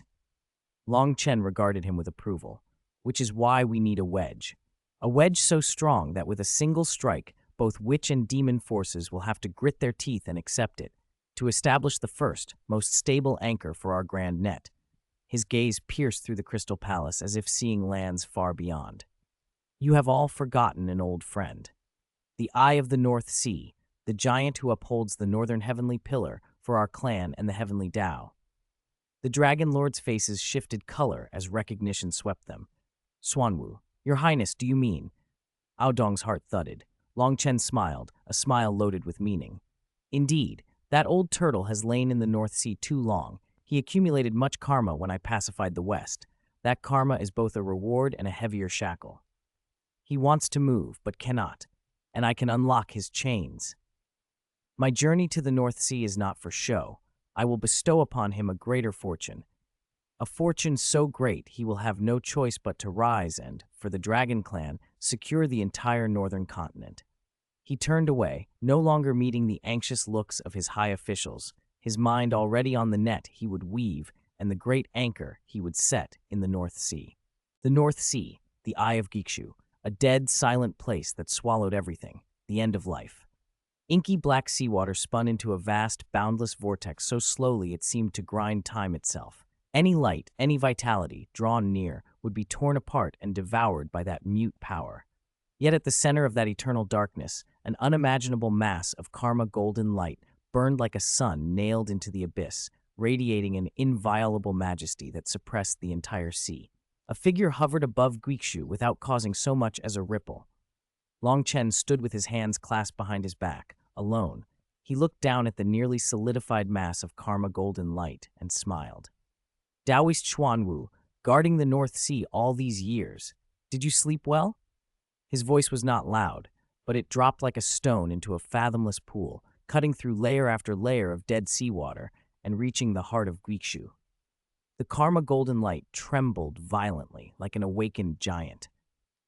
A head the size of a mountain slowly rose from the gold, stirring the sea and unleashing towering undercurrents. The northern sacred beast, Xuanwu, revealed himself. This Xuanwu was nothing like the one Long Chen had first met. The hideous, cross-cutting old wounds had healed. Profound karma Dao patterns flowed across a shell as thick as a continent, and his aura was an abyssal depth. He had stepped onto the threshold of the early-stage quasi-saint. Xuanwu opened his black, hole-like eyes. When he saw Long Chen, his massive body visibly halted. You brat!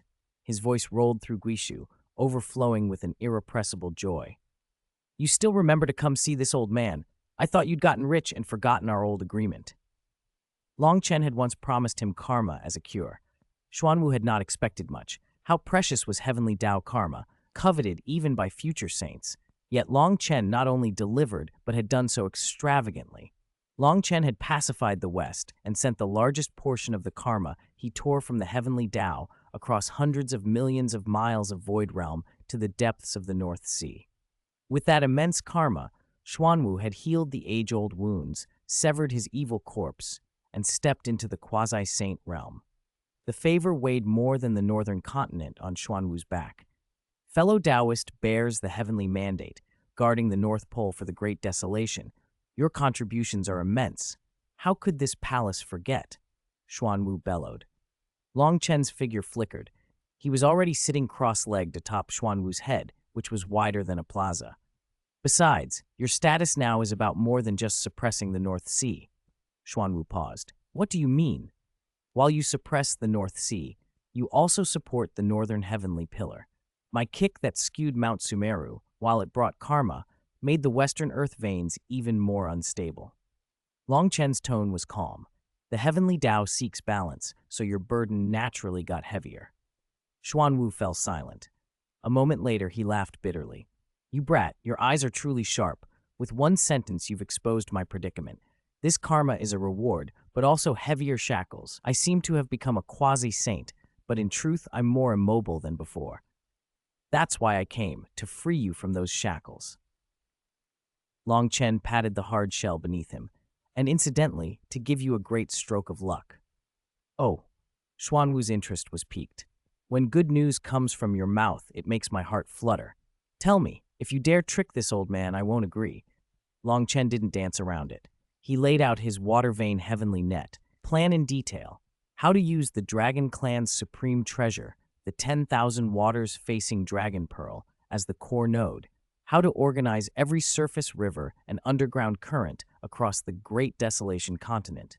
And once the formation was complete, how the Dragon Clan's children could use the water network to appear instantly in any corner of the Great Desolation. At first, Xuanwu listened with curiosity, but as Long Chen continued, his mountain-like eyes widened, and by the end his whole shell stood rigid. He even forgot to breathe. You. Xuanwu drew a deep breath, and the eye of Guixu's seawater churned into a massive inverted vortex. The sea surface plunged 100 miles as he inhaled. You brat are truly insane.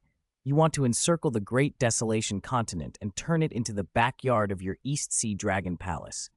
Why wouldn't I dare? Long Chen retorted. All the waters under heaven, at root, should be commanded by my Dragon Clan. That's true in principle, but Xuanwu's voice dropped, grave. Your plan is like driving a nail into the heart of the witch and demon races.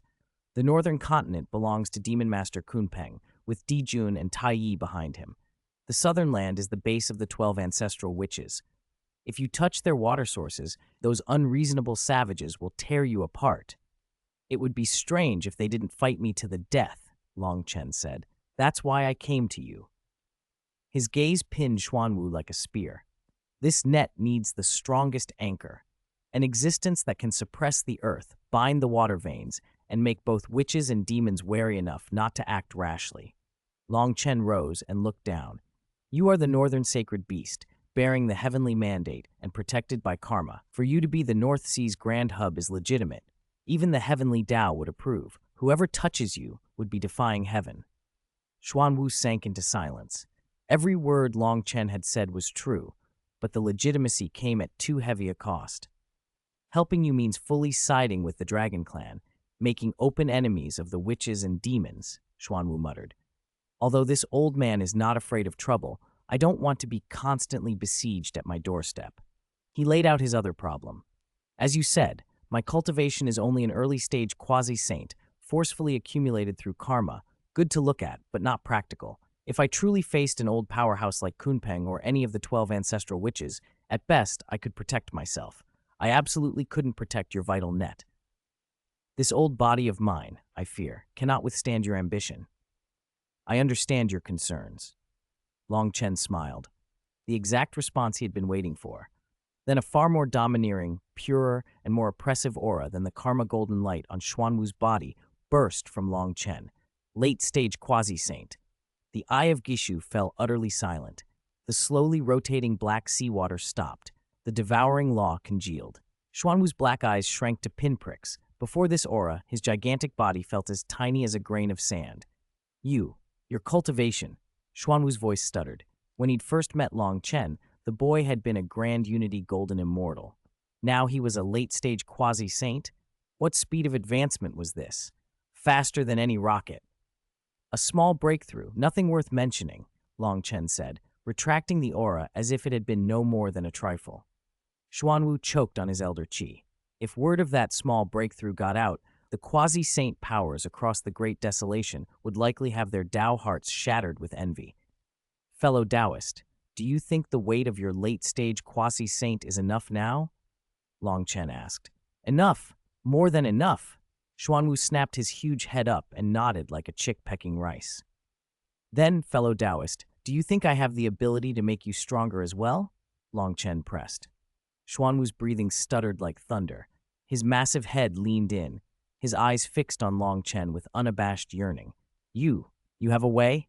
Of course. Long Chen extended his hand, and a ball of purple-gold qi floated into his palm. Within it, a nascent world flickered, filled with a will to reverse and reshape the Dao. Dao ancestor Hongjun's method of severing the three corpses is subtraction, Long Chen said, each word carrying a power that could shake a saint's Dao heart. To sever good, evil, and obsession, to become emotionless and selfless, thereby conforming to the heavenly Dao and seeking transcendence. Plainly, it's to weaken oneself, to become a component the heavenly Dao can more easily control. My Dao is addition. It is devouring. Long Chen's eyes pierced into the depths of Xuanwu's primordial spirit, to devour heart demons, to refine obsessions and turn them into nourishment for your own Dao fruit. Not severing, but refining, not seeking outside, but letting great power dwell within. You have been trapped in the North Sea for countless years. The resentment, unwillingness, and anger in your heart are no less than my dragon clan's was back then, right? Long Chen asked. Don't you want to turn the things that have tormented you for hundreds of millions of years into your own power? Xuanwu's gaze shifted completely. He stared at the purple-gold qi as if a dying man in a desert had found an endless ocean. He knew of the three-corpse severing method, but he had been bound by the heavenly mandate and had no ability to carry it out. Sainthood achieved through karma had always felt like a mirage. He had long seen what awaited him, to sit in this dark gikshu until the world grew old, to petrify into an unmoving stone. Now Long Chen pointed out a third path, a path that truly belonged to him, one that could break his destiny. What should I do? Xuanwu's voice trembled with overwhelming excitement. Long Chen smiled. It's simple. He put the qi away and looked at Xuanwu, whose eyes had grown frenzied. Release your primordial spirit. Do not resist. I will impart to you the true supreme great Dao. Chapter 113. Xuanwu breaks through the realm, and the 5 directional banners appear. Release your primordial spirit? Xuanwu's mountain-like head froze. An instinct from a primeval vicious beast made every thick scale on his body snap taut. For any living thing in the Great Desolation, the primordial spirit was the last forbidden place, the foundation of life. To expose it unguarded was like offering one's neck to a blade. Long Chen watched his reaction and smiled. Afraid I'll hurt you? No. Xuanwu's voice rumbled, his huge head shaking with conflicting emotions.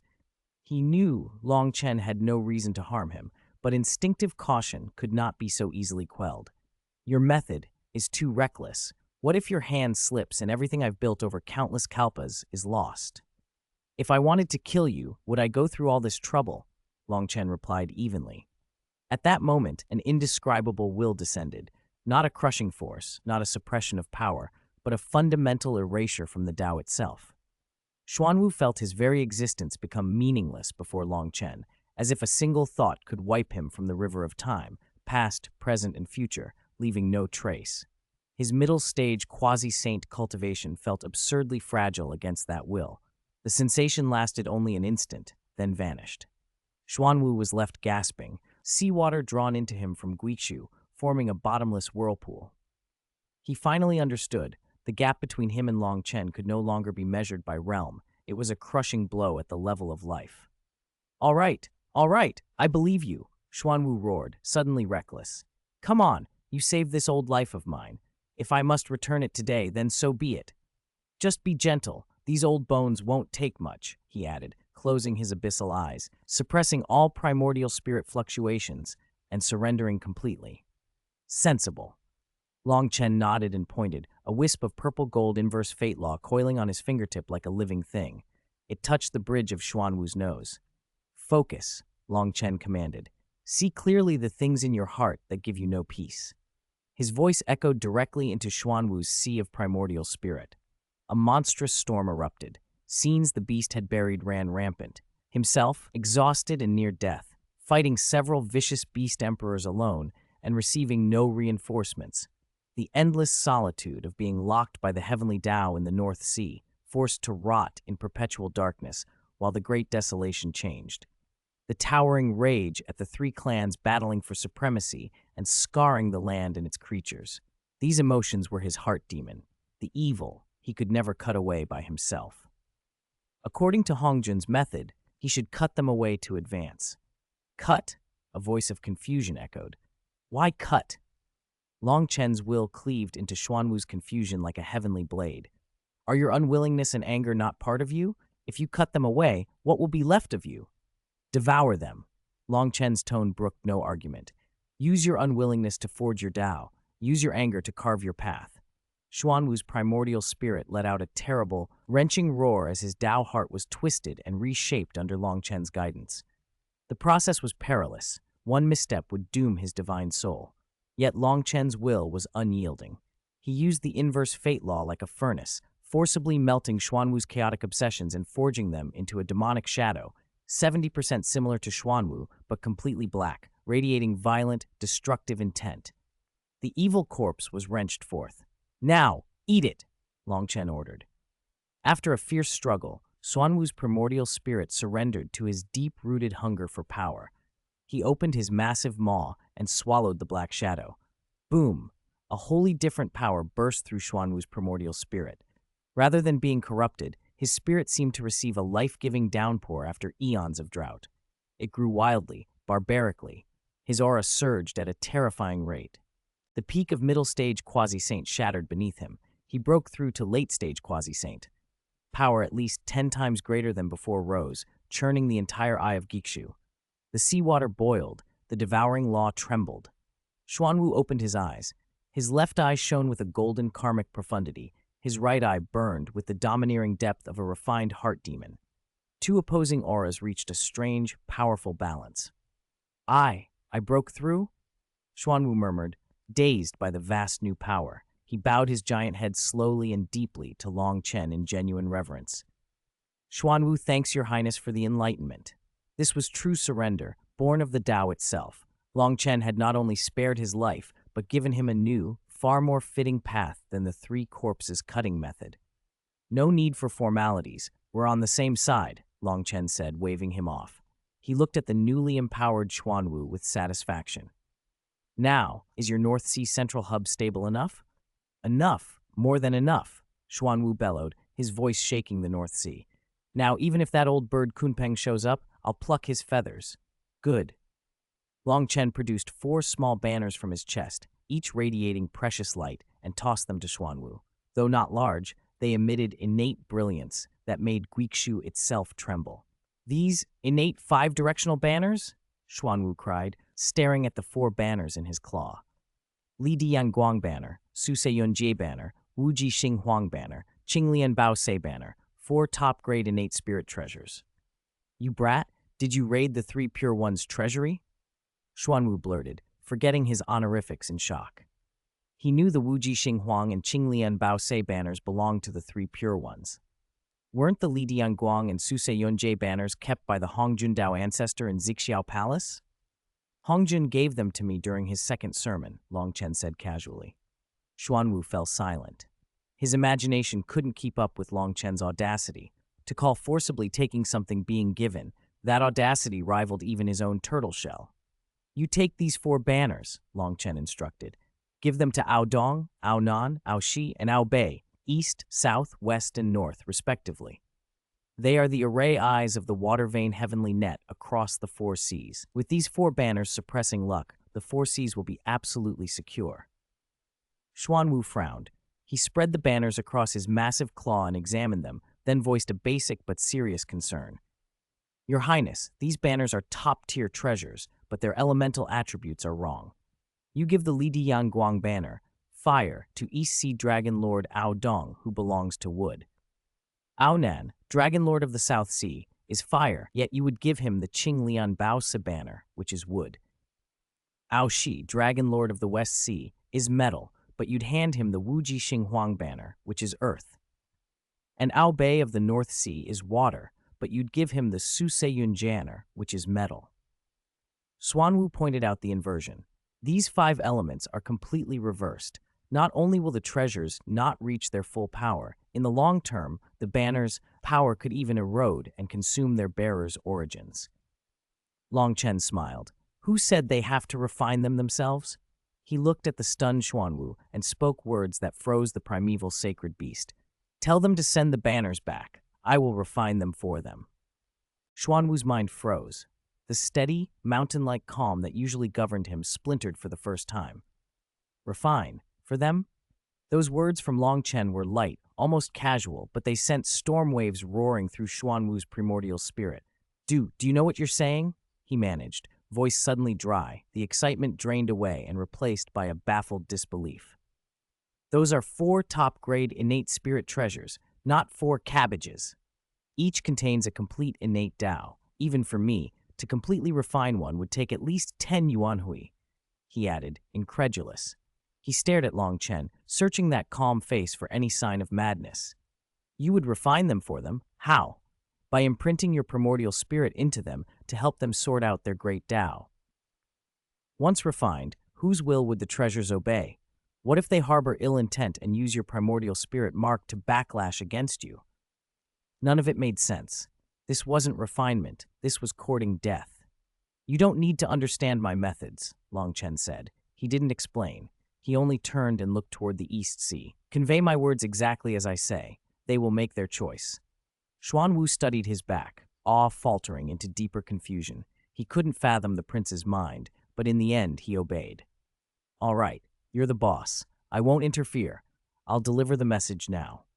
Xuanwu's massive form dissolved into a flash of karma gold light, a single, overwhelmingly powerful divine thought, bearing 4 treasure banners, tore through the void realm and shot for the East Sea Crystal Palace, the coiling dragon hall.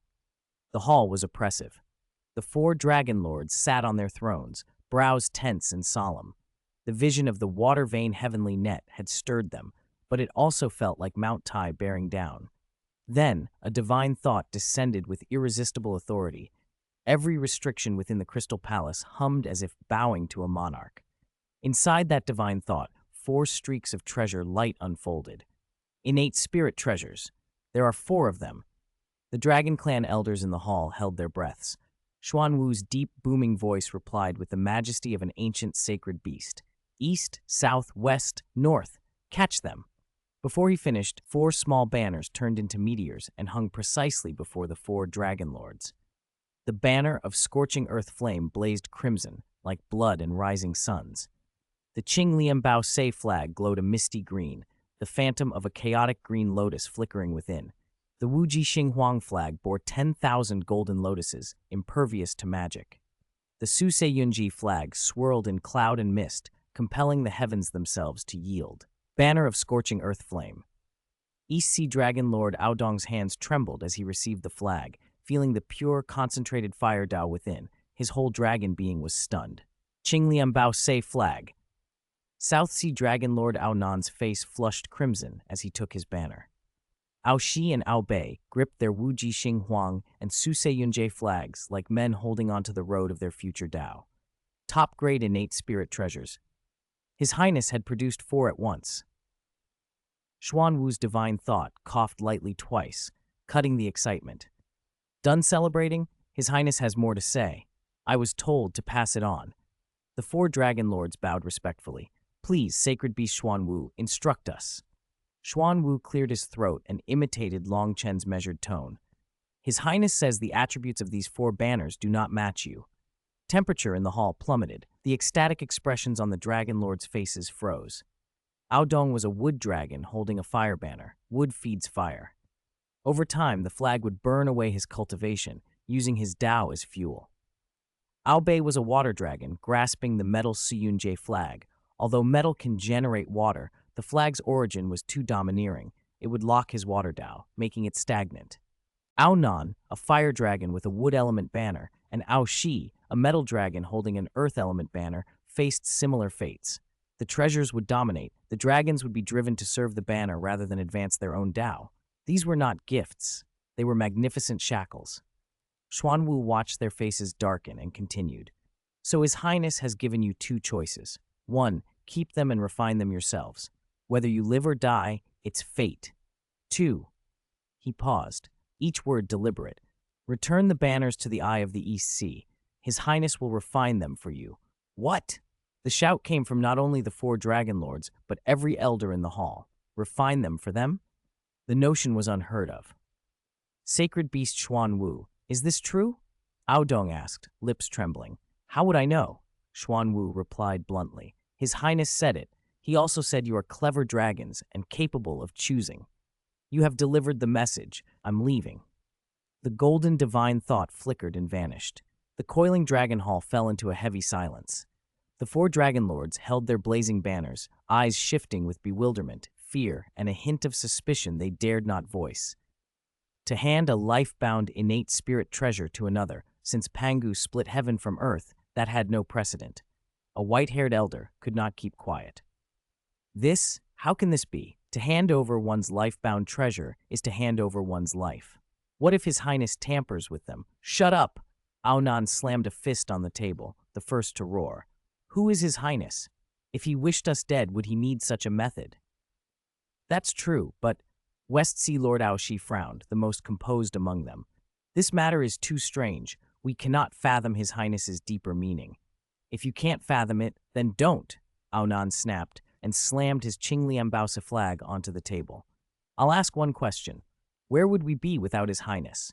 In the depths of the East Sea, waiting to die. Would we have achieved what we have today without him? He swept his gaze across the hall. Now he gives us a choice we don't understand, and you're afraid? You're starting to doubt? I, Aonan, owe my life to His Highness. I trust him. North Sea Lord Aobei nodded in silence. I trust him too. Trying to refine them ourselves is a dead end. Handing them over might at least give us a chance. All eyes turned to the oldest among them, East Sea Lord Aodong. He remained still, fingers caressing the scorching earth flame banner. He remembered the Blackwater Death Abyss, how that young man had used his own essence blood to nurture a broken bead. He remembered Mount Sumeru, and how immeasurable karma had been distributed among all beings while that sovereign himself took nothing. The new monarch's magnanimity was like the starry sky. His methods were like the abyss. Perhaps this was a test, whether these ancient dragons still had the courage to stake everything on the future of the dragon clan. It was a gamble, their Tao, their lives. Win and rise to a new peak with the monarch. Lose and fall into eternal damnation. Aodong laughed suddenly, a fierce light kindling in his ancient eyes. He rose, raised the scorching earth flame banner high, turned to the Eye of the East Sea, and bowed deeply. Dragon clan sinner Aodong, foolish and ignorant, misreading the monarch's will. This treasure I offer to your highness. This life of mine is also at your highness's disposal. Aonan, Aoshi, and Aobei exchanged looks and steeled themselves. Each rose lifted his banner and bowed in the same direction. We are willing to offer our treasure banners and request your highness refine them. 4 rays of light burst from their hands, becoming divine rainbows that plunged resolutely into the bottomless eye of the East Sea. As the decision was made, clarity spread through the hearts of the 4 dragon lords like a piercing dawn. At that moment, a gentle, compassionate, vast aura enveloped the crystal palace without warning. It was familiar to every dragon. Prime Minister Turtle scrambled into the hall, his old face a mix of awe and panic, his voice wholly changed.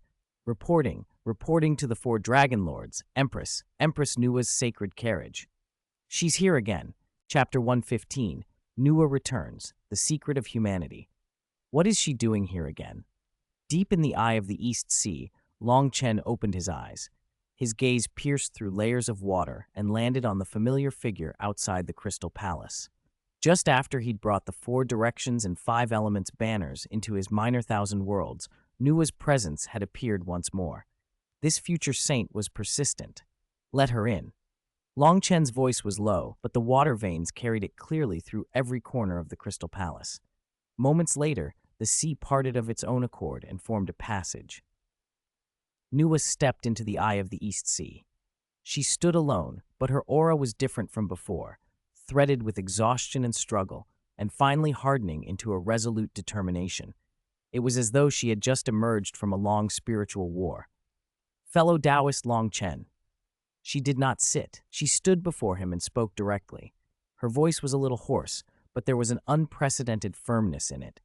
I accept the condition you proposed last time. Longchen showed no surprise, only a calm look. Have you thought it through? I cannot abandon my elder brother Fuxi. Nua met his gaze without evasion.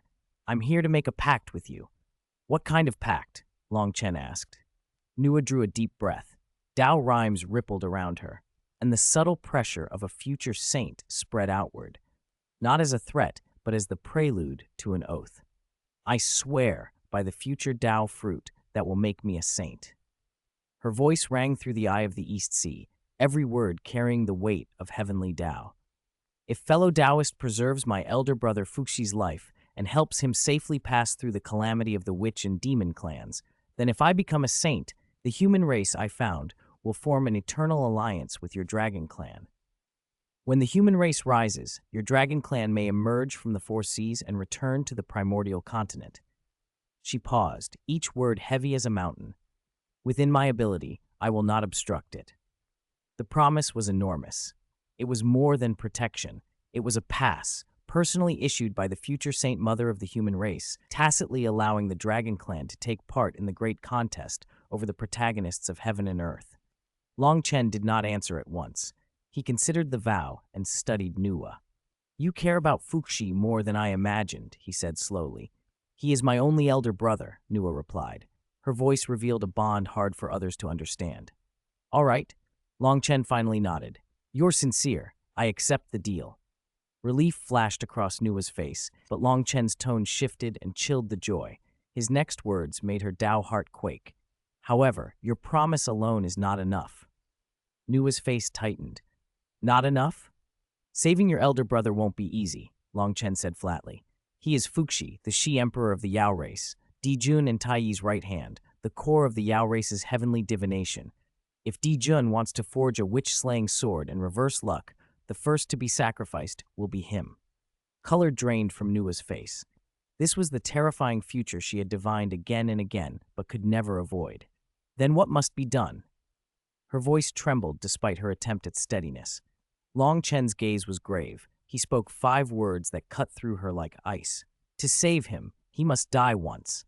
What? Nua was stunned. She could not comprehend. You want to save him by killing him? This death is not that death, Longchen explained.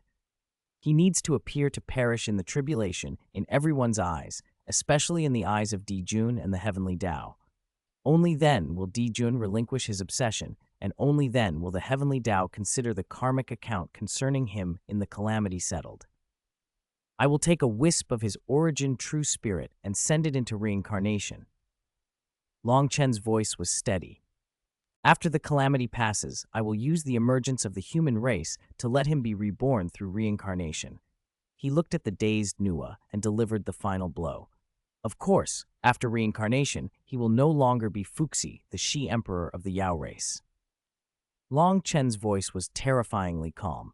He will become one of the 3 sovereigns of the human race. Fuxi, the Earth Emperor.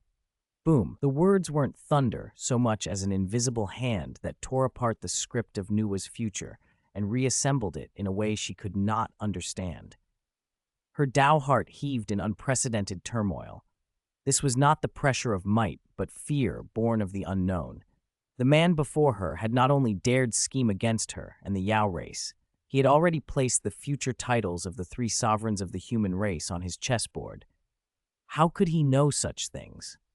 Who exactly are you? The question trembled out of Nua, raw with fear. She took a half step back.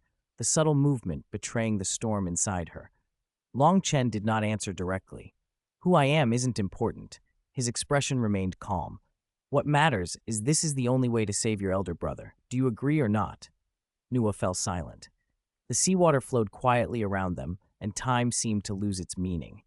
She had to admit he was right. If Fuxi were to fake his death and be reborn among the human race, he would be severed from the colossal karmic links to the Yao race and instead connect with the luck of the human Tao, the future protagonists of heaven and earth.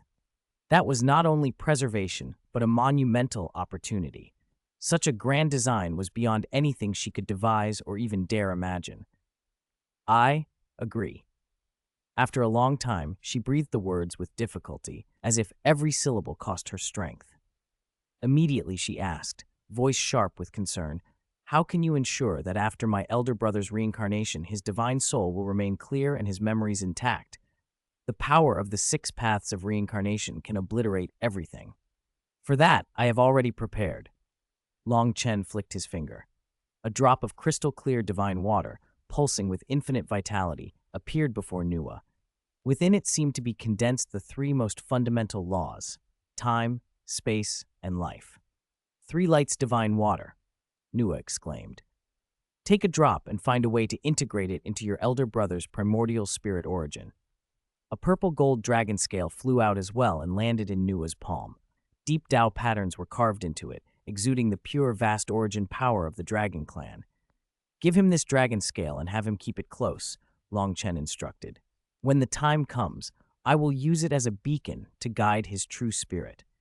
With the 3 lights divine water protecting him, his true spirit will remain clear and he will undergo reincarnation safely. Nua accepted both the divine water and the dragon scale. The power emanating from them dispelled the last of her doubts. She carefully stored the items and then bowed deeply to Long Chen, a full ceremonial bow, the future saint offering sincere gratitude to a quasi-saint as though greeting a master. Thank you, fellow Taoist, for making this possible. It's a transaction, Long Chen said, accepting the bow with calm. Then his tone shifted. Now tell me the true reason you have come this second time. Nua's posture stiffened. The composure she'd just reclaimed snapped taut again. Long Chen looked at her with eyes that felt like they could see through all guises. The first time you came for the 9 heavens breath soil and your chance to be a saint, you bargained with me as an equal. This time you came to save your elder brother, which seems urgent, but your aura is not only sorrow and pleading. He spoke slowly, each word precise. There's a determination about you to stake everything. For a single elder brother, it would be excessive for a future saint to risk so much. Your oath is too weighty. It doesn't only seem like a vow to save a life, but like buying your own life. Nua's lips moved, but no sound came. Long Chen stepped closer. His aura gently enveloped her. Speak. Besides Fuxi, what else do you want from me? Or rather, what are you afraid of? Long Chen's gaze cut straight into Nua's primordial spirit. Nua's body stiffened. For the first time in billions of years of witnessing creation and destruction, an emotion she had never allowed herself to show flickered in her eyes. It wasn't vigilance or reluctance. It was the naked helplessness of having every secret laid bare. She had thought she'd hidden herself well. She had thought the promise of a future saint and the grand vision of the Human-Dragon Alliance would be enough to satisfy Long Chen. In that bargain, she had thought she'd left herself all the advantages. She had not expected that he wouldn't even look at the chips she'd put on the table. What he saw was the trump card she had kept hidden, the fear she dared not face herself. I don't understand what you mean, fellow Taoist. Nua's voice was very soft, striving to keep the last shred of dignity. Don't understand? Long Chen smiled and took a step forward. His foot landed on the fracture in Nua's Tao heart. When you came to me and swore your oath, you used the power of your future Saint Tao fruit. A promise. Does that need a Tao fruit as collateral? Nua, you weren't making a deal with me. Long Chen's voice was calm, but it made Nua's primordial spirit tremble. You were asking for help. He paused, looking straight into her eyes, which began to flinch. You are afraid. What you fear isn't that Fuxi will die. What you fear is that even if you become a saint, you won't be able to save him, or even save yourself.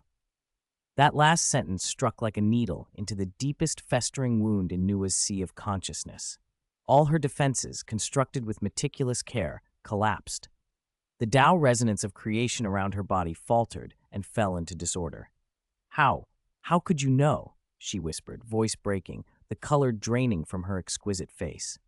Indeed, she was afraid. In Xixiao Palace, when Hongjun personally bestowed the saint position upon her, joy had flooded her. But back at Hua Palace, when she used the sight afforded by a future saint to deduce the heavenly secrets, the future she saw made her soul flee in terror. She saw herself sitting high on a cloud, watching the human race she had created butchered under the iron hooves of witches and Yao, blood running like rivers. She wanted to act, but an invisible force bound her to the saint office, preventing any movement. She saw her elder brother Fuxi, offered as the luck of the Yao race, sent to the altar by Di Jun, and refined into the witch-slaying sword. She wanted to stop it, but she couldn't even send down a single divine thought. A saint trapped in a cage. Her Tao was creation, her foundation was the human race, yet she could not protect any of it. That future despair tormented her constantly and even shook her confidence in becoming a saint. Then Longchen appeared, a variable who refused to follow the heavenly Tao's script. He beat Junti brutally, confronted the three pure ones head-on. Everything he did defied Hongjun's rules, and yet he survived and grew stronger. He was the only hope to break the deadlock. She had gambled everything on him to find a sliver of hope. "You've already seen it," Longchen said calmly, watching her unravel. "Below a saint, all are ants. That statement is only half true." He stepped before Nua. "What if you become a saint? You'll merely go from a slightly larger ant to a canary in a cage." Each word from Longchen tore at Nua's Tao heart. What should I do?" she asked, trembling. She could no longer remain composed. Like a frightened child, she cast a pleading look at him. "You have no choice." Longchen shook his head. "Hongjun granted you the saint position, so you must walk the path he laid out. Create humans, become a saint, and then watch the human race become a sacrifice in the Great Tribulation, nourishment for him to repair the Great Desolation. This is your destiny." "No." Nua did not scream, but the two words burst from her like a blade, carrying the iron will of a shattered Tao heart. "I will not accept such a fate." "Good." Longchen had been waiting for that answer. He extended a finger and tapped the glabella between her brows. A domineering, vast purplish gold will, one that could overturn things and reshape the world, poured into Nua's primordial spirit. Her body convulsed. Within that will, she saw another path, a road that did not revere heaven, did not honor earth, did not worship saints, but believed only in the self. A supreme great Tao that trampled destiny underfoot, where fate belonged to her, not to heaven. Nua's eyes shifted from despair to shock, then to a sliver of fanaticism. "My Tao." Longchen withdrew his finger. "Now we can talk about a new price." Nua inhaled deeply, forcing the tremors in her primordial spirit down, and bowed low. "Please instruct me, fellow Taoist." This time her posture was utterly humbled. "Saving Fuxi is possible. Protecting the human race is also possible." Longchen's gaze fixed on her. "But your promise alone is not enough. What I want is the entire Hua Palace, and your luck as the future saint mother of the human race, to be completely bound to my dragon clan."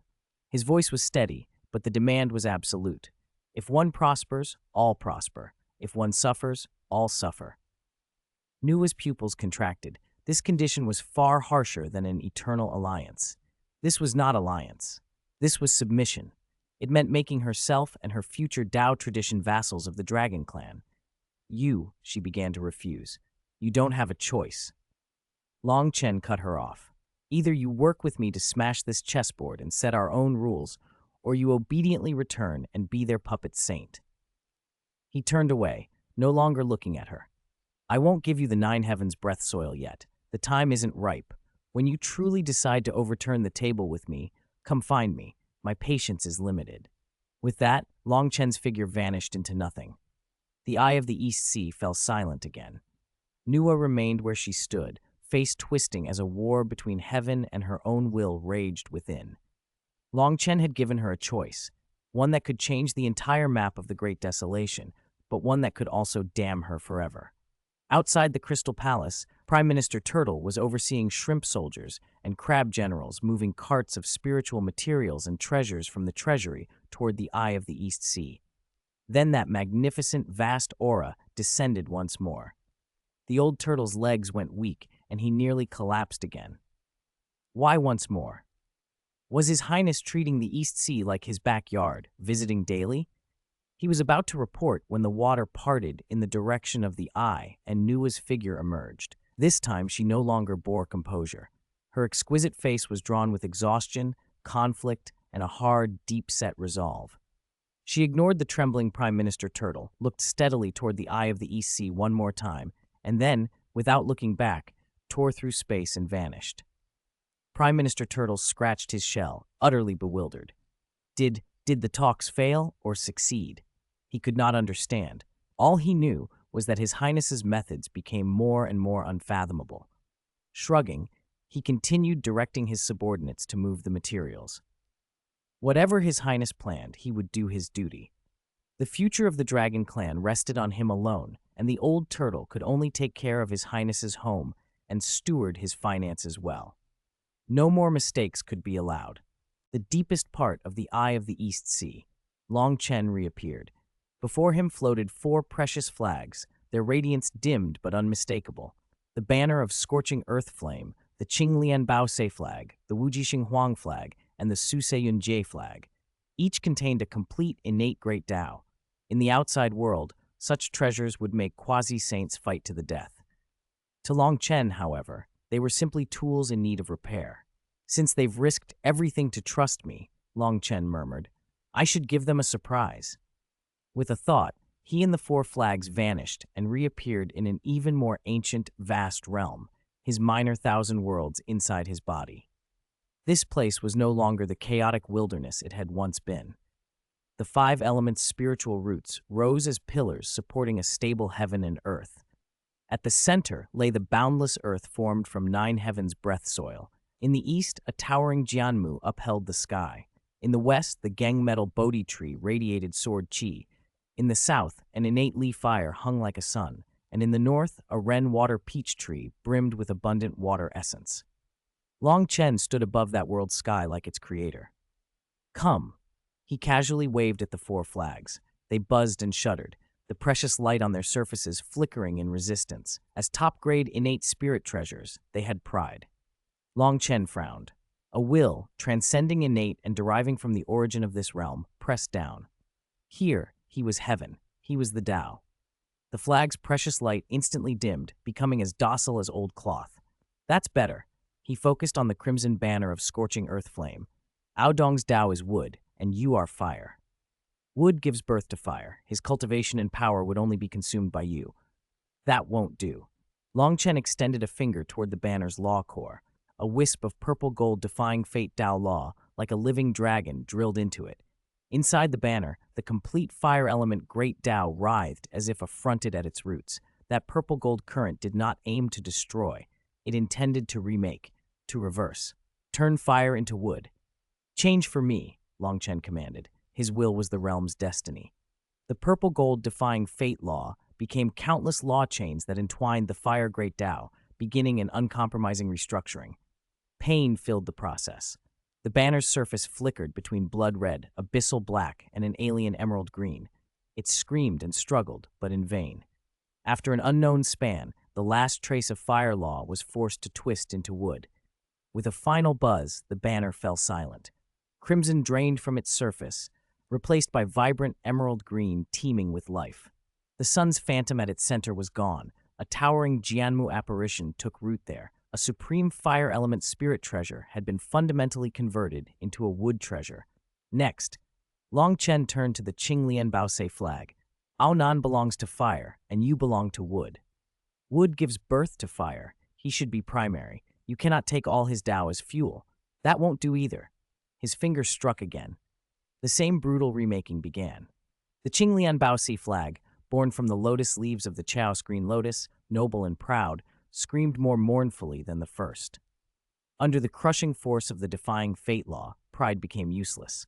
Gradually, the green faded and flames surged. The Qinglian Baosi flag became a pure fire element supreme treasure. Longchen then converted the Honghuang flag to metal and the Suseyunjie flag to water. When the process ended, 4 new flags hovered before him. Their grades were unchanged, but the great Tao within each had been overturned. They were no longer what they once had been. They were bespoke Tao-proving treasures, tailored for the 4 sea dragon lords. Still not enough. Longchen watched them for a moment, then flicked his finger.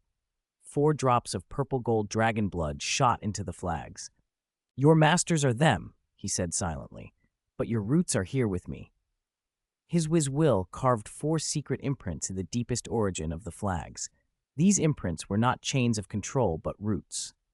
As long as Longchen lived and this world endured, the flags could never betray. Their power could be continuously drawn from his inner world.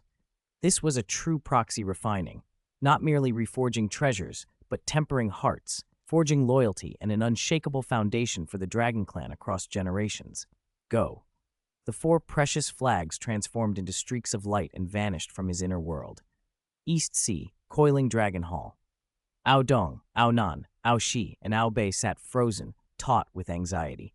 49 days had passed since they had offered the flags, and the eye of the East Sea remained silent. The hall that had opened with resolve had grown fretful. "Big brother, do you think His Highness ran into trouble?" Ao Bei finally asked. "Nonsense," Ao Dong snapped. "How could we fathom His Highness's divine abilities?" Even as he spoke, his own heart hung heavy, refining 4 top-grade innate spirit treasures for others, unheard of. Suddenly the Crystal Palace shook. 4 streaks of precious light, far stronger than when they had left, shot from the eye of the East Sea. One blazed emerald like a divine tree, one burned crimson like a great sun, one shone golden as a divine sword, and one was deep black like returning ruin. The 4 rays circled above the hall, solidified into banners, and fell precisely before the 4 dragon lords. Ao Dong stared at the flag before him, entirely emerald, overflowing with wood vitality. He could hardly believe his eyes. He reached out and gripped the staff. Boom! A power identical to his Yi wood origin, but 10,000 times vaster, surged through his limbs and bones. It was as if an ancient tree, withered for eons, had been drenched in the source of all life. Every drop of his dragon blood rejoiced. Every law in his primordial spirit leapt. The bottleneck that had pinned him at the middle stage quasi-saint was washed away. He shot through the peak of the middle stage and into the late stage. His aura rocketed. This. Ao Dong was too stunned to speak, only trembling with the new power. Ao Nan, Ao Shi, and Ao Bei experienced the same miracle. Ao Nan, with the Fire Qinglian Bao Se flag, soared into the late-stage quasi-saint. Ao Shi, with the metal Wu Jixing Huang flag, also vaulted to the late stage. Ao Bei, holding the water Suseyunjie flag, ascended the same in a single bound. In moments, the 4 veteran quasi-saint dragon lords had all broken through. The Coiling Dragon Hall was suffused with the divine might of 4 late-stage quasi-saints. Many Dragon Clan elders were knocked off their feet by the pressure, collapsing in shock. I broke through?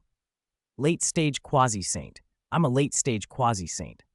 Ao Bei recovered first. He flexed his claws, feeling the power to rend heaven and earth, and let out a roar that split the sky. Then he turned toward the eye of the East Sea, prostrated himself, and bowed deeply. No hesitation, no doubt remained, only fervent worship from the depths of his soul. Ao Dong, Ao Nan, and Ao Shi followed, their faces transformed by the same fierce devotion. What they had received was no simple power-up. It was creation itself. They could no longer question the Crown Prince. He was beyond comprehension. He was a god, the Dragon Clan's one and only supreme god. "We respectfully thank your highness for the grace of rebirth," they cried in unison, and their bows echoed the conviction that had settled in their hearts. Chapter 118, The Skynet Begins to Move, the Undercurrent of Chaos. It's done? Inside the Coiling Dragon Hall, the 4 Dragon Lords had only just come down from the rush of their cultivation breakthrough when Prime Minister Turtle's shouts stunned them. Ao Dong stepped forward, grabbed the turtle by the shell, hauled him up to his face, and demanded, urgently, "What do you mean, done? Explain." "The Water Vein Skynet. It's the Water Vein Skynet, Dragon Lord." Prime Minister Turtle, still dizzy from being shaken, glowed with feverish excitement. The Xuanwu sacred beast in the North Sea just sent word.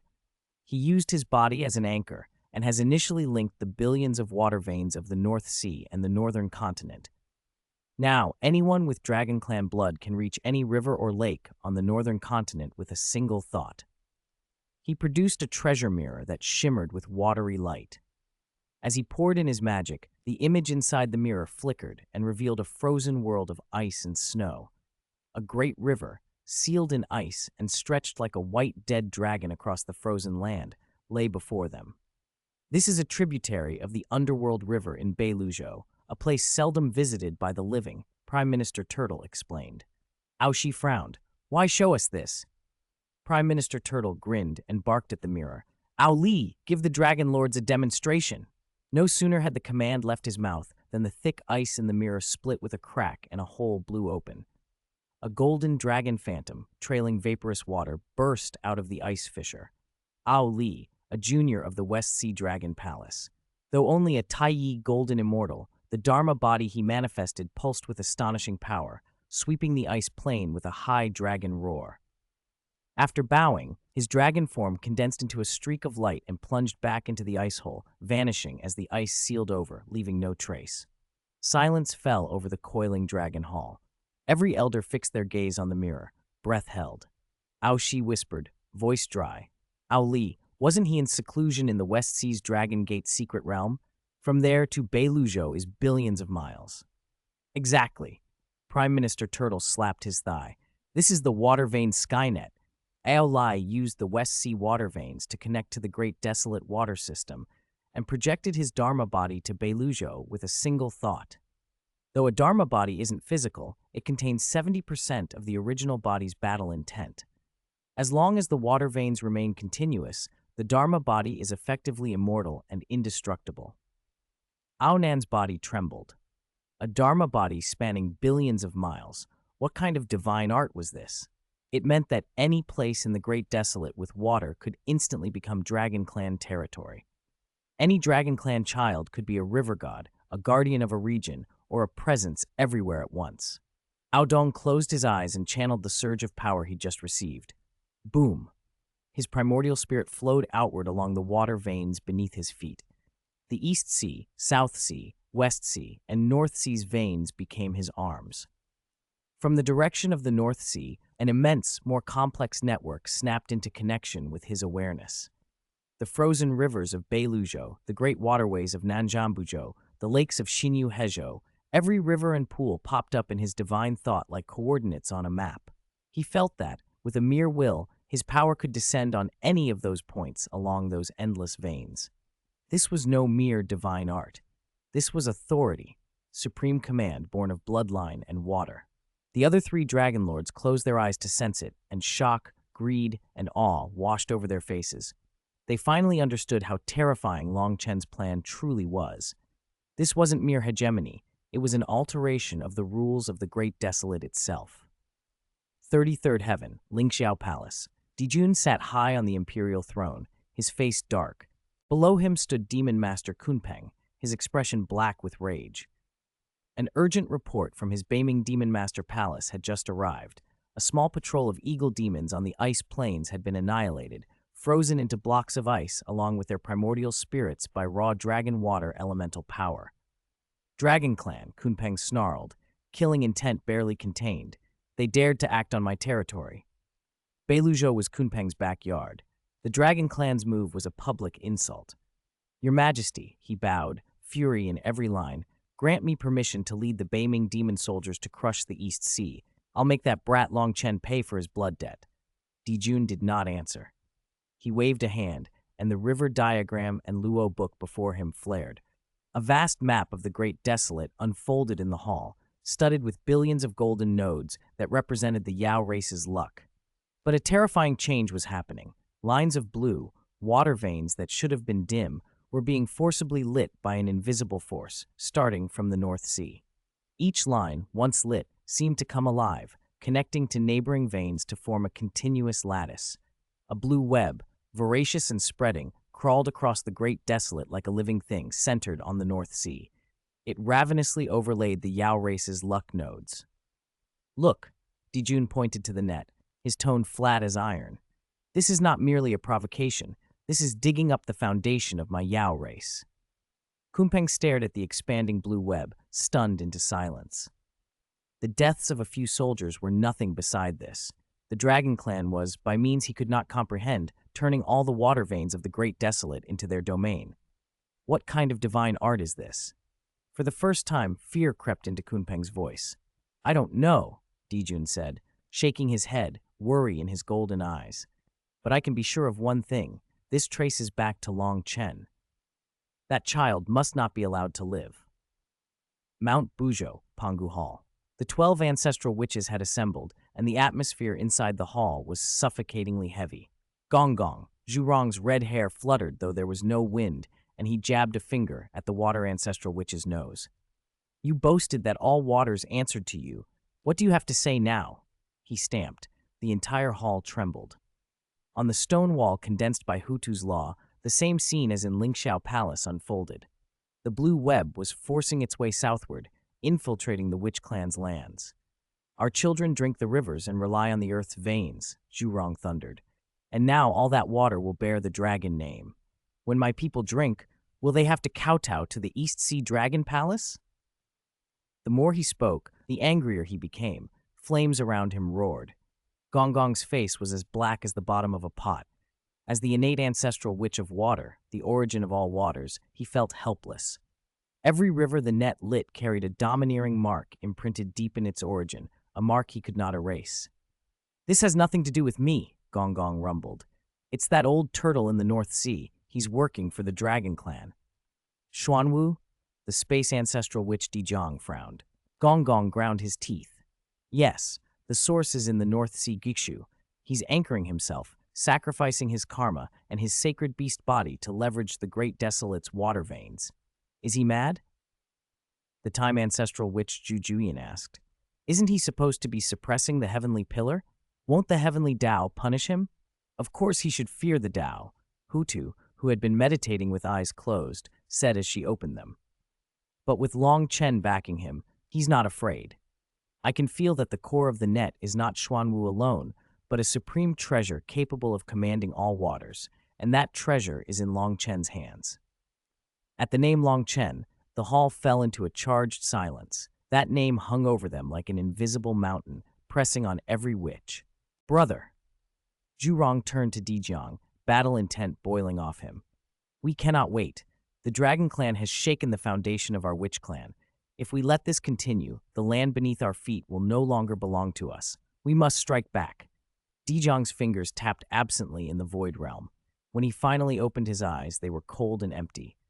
"Zhurong, Gong Gong," he said. The two ancestral witches were stunned. "Go to the 33rd heaven. To the heavenly court? To bargain with those feathered beasts?" Zhurong blurted, "Yes." Dijiang's voice was as cold as 10,000-year-old black ice. "Tell Dijun that my witch clan is willing to cease hostilities with his Yao race." A heavy pause. "On one condition, the Yao race must join forces with my witch clan."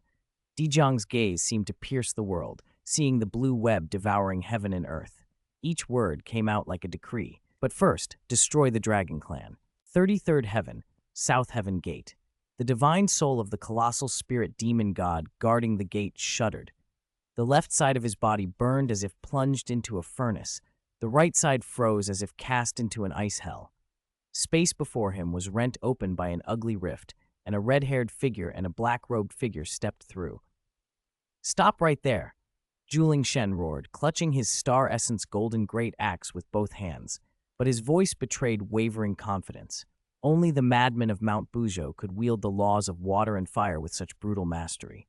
Zhurong, ancestral witch of fire, didn't even glance at the demon god. She spat a single word. "Get out." She hadn't finished before she struck. There was no blaze or flash, only a solidified thread of crimson flame that sliced precisely along the edge of Juling Shen's axe. A high, twisting screech tore at the ears as the hard star essence metal at the point of impact flooded red, melting into molten gold that ran in hot rivulets. "Ah!" Juling Shen screamed. Half his hand was blackened by the searing handle as a tremendous force hurled his massive body into the white jade pillar of the South Heaven Gate. The supporting column groaned and split into a web of fissures. Half the gateway collapsed with a thunderous crash, raising a cloud of dust.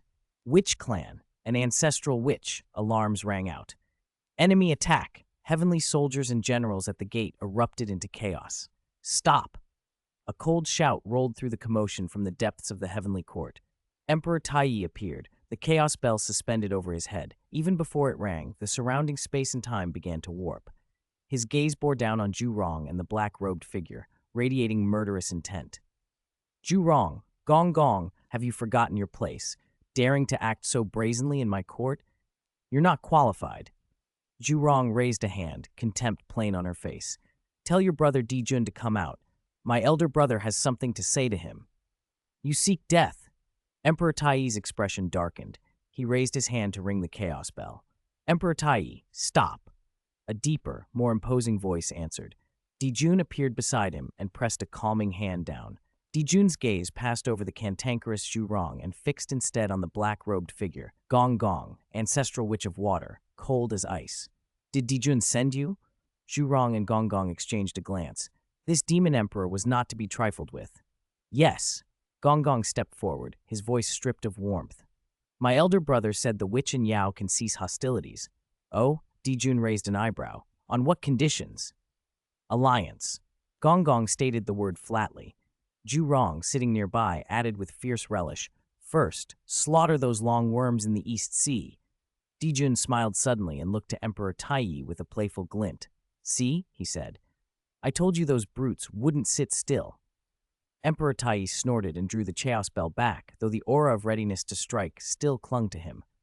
A short time later, Xianxia Palace. Dijun sat high upon the imperial throne. Emperor Taiyi and Demon Master Kunpeng stood at his sides. Zulong and Gong Gong relaxed on two temporary basalt stones opposite him. The primitive evil chi of the Witch Clan and the radiant light of the heavenly court filled the great hall, grinding against one another. This was the first high-level parley between Witch and Yao since heaven and earth were formed. Tell me Dijun's plan.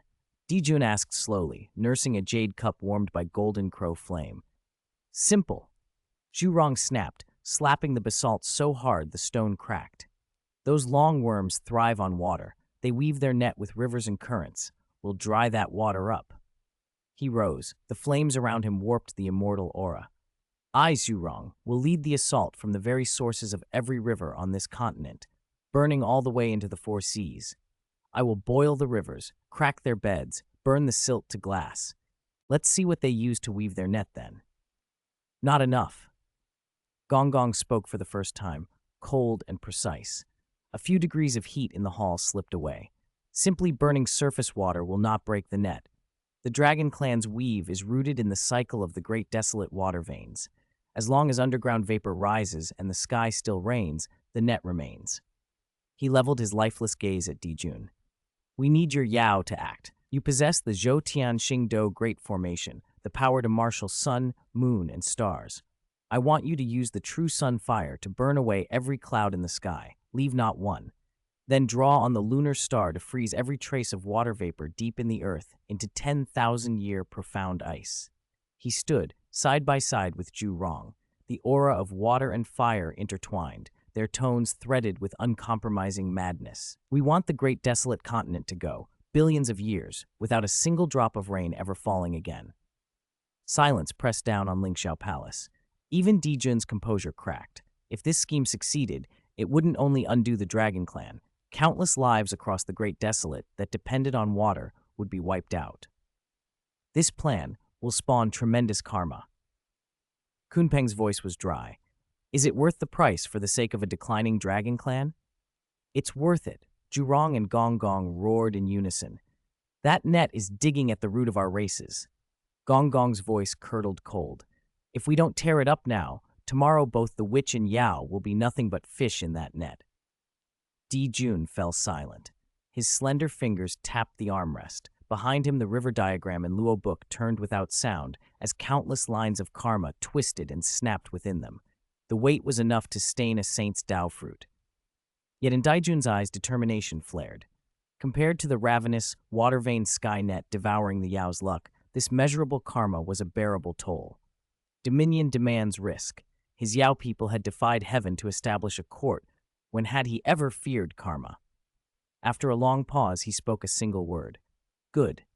It landed like an imperial edict. I approve this plan. He rose, and the authority of the heavenly emperor filled the hall, his voice slicing through the 9 heavens. Proclaim my decree. All Yao, 10 great demon sages, 365 demon gods, return to your stations at once. Mobilize 1,000,000 Yao soldiers from the heavenly court. He turned to Emperor Tai. You will personally wield the Chaos Bell to suppress heavenly secrets. Do not let that little dragon from the East Sea notice. Kunpeng, in your name as Demon Master, activate the Zhou Tianxing Do Great Formation. His gaze finally settled on Zulong and Gong, voice frigid. I want Long Chen to see. In this great desolate, heaven belongs to my Yao race. Earth belongs to your witch race.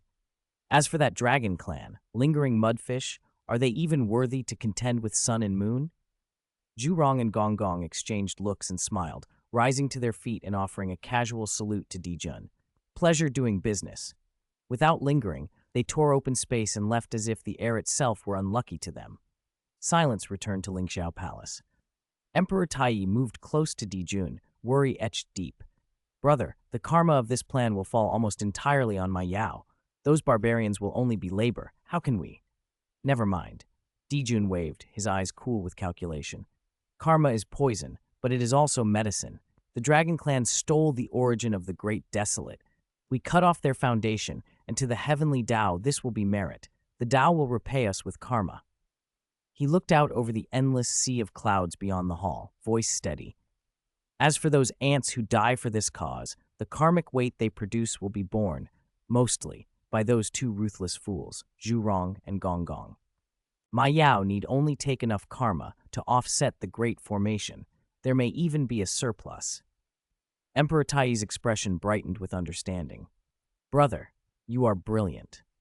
Far to the east, the Dragon Palace of the East Sea still reveled in its sudden surge of power and the first weaving of the Skynet, unaware of the far greater storm gathering against the waters that sustained them. Chapter 120. Under the Saints, we are all ants. Half a month later, East Sea, Crystal Palace, Coiling Dragon Hall. The air in the hall was so heavy it felt like it could crush a dragon's soul. The Dragon Lords of the Four Seas, Zulong, and a host of Dragon Clan elders were all present. No one spoke. Silence hung over the grand chamber like a shroud. Ao Shi, Dragon Lord of the West Sea, suddenly stood. He did not roar. He reached out with a trembling hand and slowly ground the 10,000-year-old cold jade table before him into powder. The powder sifted through his fingers. West of Kunlun Mountain, 370 rivers dried up overnight. His voice was hoarse, as if a red-hot coal sat in his throat. The 3,000 aquatic creatures I sent, the 18 dragon generals, and my son Ao Rong. Ao Shi closed his eyes. 2 lines of dragon tears carved down his cheeks. All were burned to ashes by true sunfire. Not even a trace of their souls remained. Ao Nan, Dragon Lord of the South Sea, slammed a fist on the floor, making the coiling dragon hall tremble. His eyes were bloodshot. That madman Zulong used ancestral witch True Fire to boil the Crimson River. That was one of the South Dragon Palace's ancestral veins. Everything in that river is dead. My son Ao Bing, he burned away half his dragon body to protect the river's eye and is still unconscious. Ao Bei, Dragon Lord of the North Sea, spoke like ice grinding on ice. Kunpeng used the Zhou Tianxing Do Great Formation to freeze all the water vapor above the northern Reed continent. What fell was not rain, but blades of ice. The water-veined Skynet in the north is already defunct. In the center of the hall, the blood-colored military intelligence jibs had been piled into a small mountain. Each slip emanated unwillingness and grievance. The witch and demon clans, with blunt, direct methods, had siphoned away the dragon clan's future.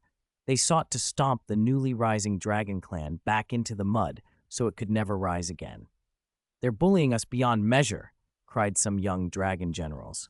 Let us fight them. Please, your highness, come out of seclusion. We will be the vanguard, bathe the heavenly court in blood, flatten the witch temple. The younger dragons could no longer hold themselves. They kneeled with red eyes, begging for battle. All of you, quiet! Zulong slammed his palm onto the throne's armrest, his quasi-saint pressure sweeping the hall. The clamoring dragon generals were struck as though by an invisible mountain. Their voices were strangled and they forced themselves silent. Fight? Zhulong's gaze was a blade. With what will we fight? Dijun, Taiyi, Dijiang, Zhurong, Gonggong. The top experts of both clans have all made their moves. They intend to force us out, to slaughter us like livestock. His words were like a basin of ice poured over every dragon's head. Silence fell again. An old white-bearded dragon trembled, choking out, "Then what should we do?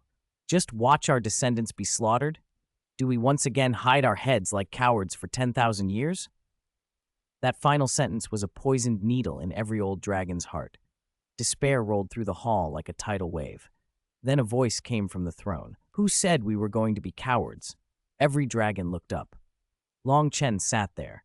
He had appeared without anyone noticing, as if he had always been there, his eyes cold and clear. "Your Highness, we welcome your Highness out of seclusion." The entire dragon clan in the hall seemed to find their backbone. They knelt in unison, their voices shaking the Crystal Palace roof. Long Chen did not tell them to rise. His gaze swept the angry, grieving, and despairing faces. "Your bloodletters, your rage, your despair, I know them all." His voice was not loud, but it landed in every dragon's heart. "The witch and demon clans have joined forces to sever our rivers and slaughter our descendants. Do you feel as if the sky has fallen?" No one answered. Silence itself answered him. "Yes, the sky is falling." Long Chen nodded, calm. He rose, crossed to the pile of blood-colored jade slips, picked up one from the West Sea, and touched the still wet dragon blood with a fingertip. "I've said it before. Beneath a saint, we are all ants." He let the words hang in the hall. "We fight to the death here, but in the eyes of some existences, it's no different from two anthills clashing." He looked up, his gaze seeming to pierce the East Sea, slice through the 33rd heaven, and peer into that void. "As long as Hongjun is still here, as long as those 6 seats remain, the script of this great desolation will not be ours to write. The witch and demon clans are the protagonists. We are the supporting cast who provide experience for them. Even our deaths are preordained." Zulong and Ao Dong's chests tightened. Was all that was seen in Xixiao Palace immutable after all? "So, we can only accept our fate?" Zulong asked, his voice strained. "Accept our fate?" Long Chen smiled. "Overturning this chessboard is not enough." He looked at every dragon in the hall and spoke clearly, word by word. "We must place ourselves in the seat of the playwright. A quasi-saint before a saint can be crushed with a single finger, so relying only on ourselves is insufficient." His gaze landed on Zulong, Ao Dong, and the dragon lords of the 4 seas. "You must all become stronger, but within this great desolation, your paths are blocked. The heavenly Tao, Hongjun, will not allow characters they cannot control to appear in the script." He drew a long breath and announced his decision. "Therefore, I must leave for a time, to a place the heavenly Tao cannot reach, where Hongjun cannot see." Zulong's face changed. "Your Highness, where are you going?" "Chaos." 2 simple words. The coiling dragon hall erupted. "No," Ao Dong roared first. "Your Highness, chaos twists space and time. The elemental forces tear saints apart. You are the dragon clan's only hope. Do not risk this." They all knelt again, pleading. Long Chen's voice was steady. "All of you, rise." His will was unmistakable. "My decision is made." He opened his hand and a seal entwined with the light of Honghuang karma appeared, the seal of the 4 seas orthodoxy. "Others go to chaos seeking death. I will be different. I am the Lord of the 4 seas, personally appointed by the heavenly Tao, connected to the luck of this water domain. As long as the 4 seas do not dry up, I can use them as coordinates to carve out a pure land inside chaos that belongs only to the dragon clan." His voice climbed in intensity. "There, the rules will be mine to set. There, the great Tao will be paved by me. There, I will be heaven." He put the seal away and issued his orders. "After I leave, Zulong, Ao Dong, guard the East Sea. Dragon lords of the 4 seas, return to your posts, fully operate the great formation. Turn the 4 seas into an impenetrable fortress. Only defend, do not attack." To the outside world, say this palace was gravely wounded by the combined forces of the witch and demon clans and has entered death's seclusion. The dragon clan will seal the seas once more. Ao Shi stared. "Your Highness, is this showing weakness?" "No." Long Chen shook his head. "This is a message. My dragon clan is no longer playing for favor. Don't you want to be protagonists? Don't you want to fight to the death? Fine. This stage, I yield to you. Sing your hearts out. A cold smile touched his lips. The day I return will be the curtain call for this play. As his final words fell, his figure on the throne fragmented into points of light and dissipated. The hall remained, filled with restless dragons, their eyes burning once more with resolution.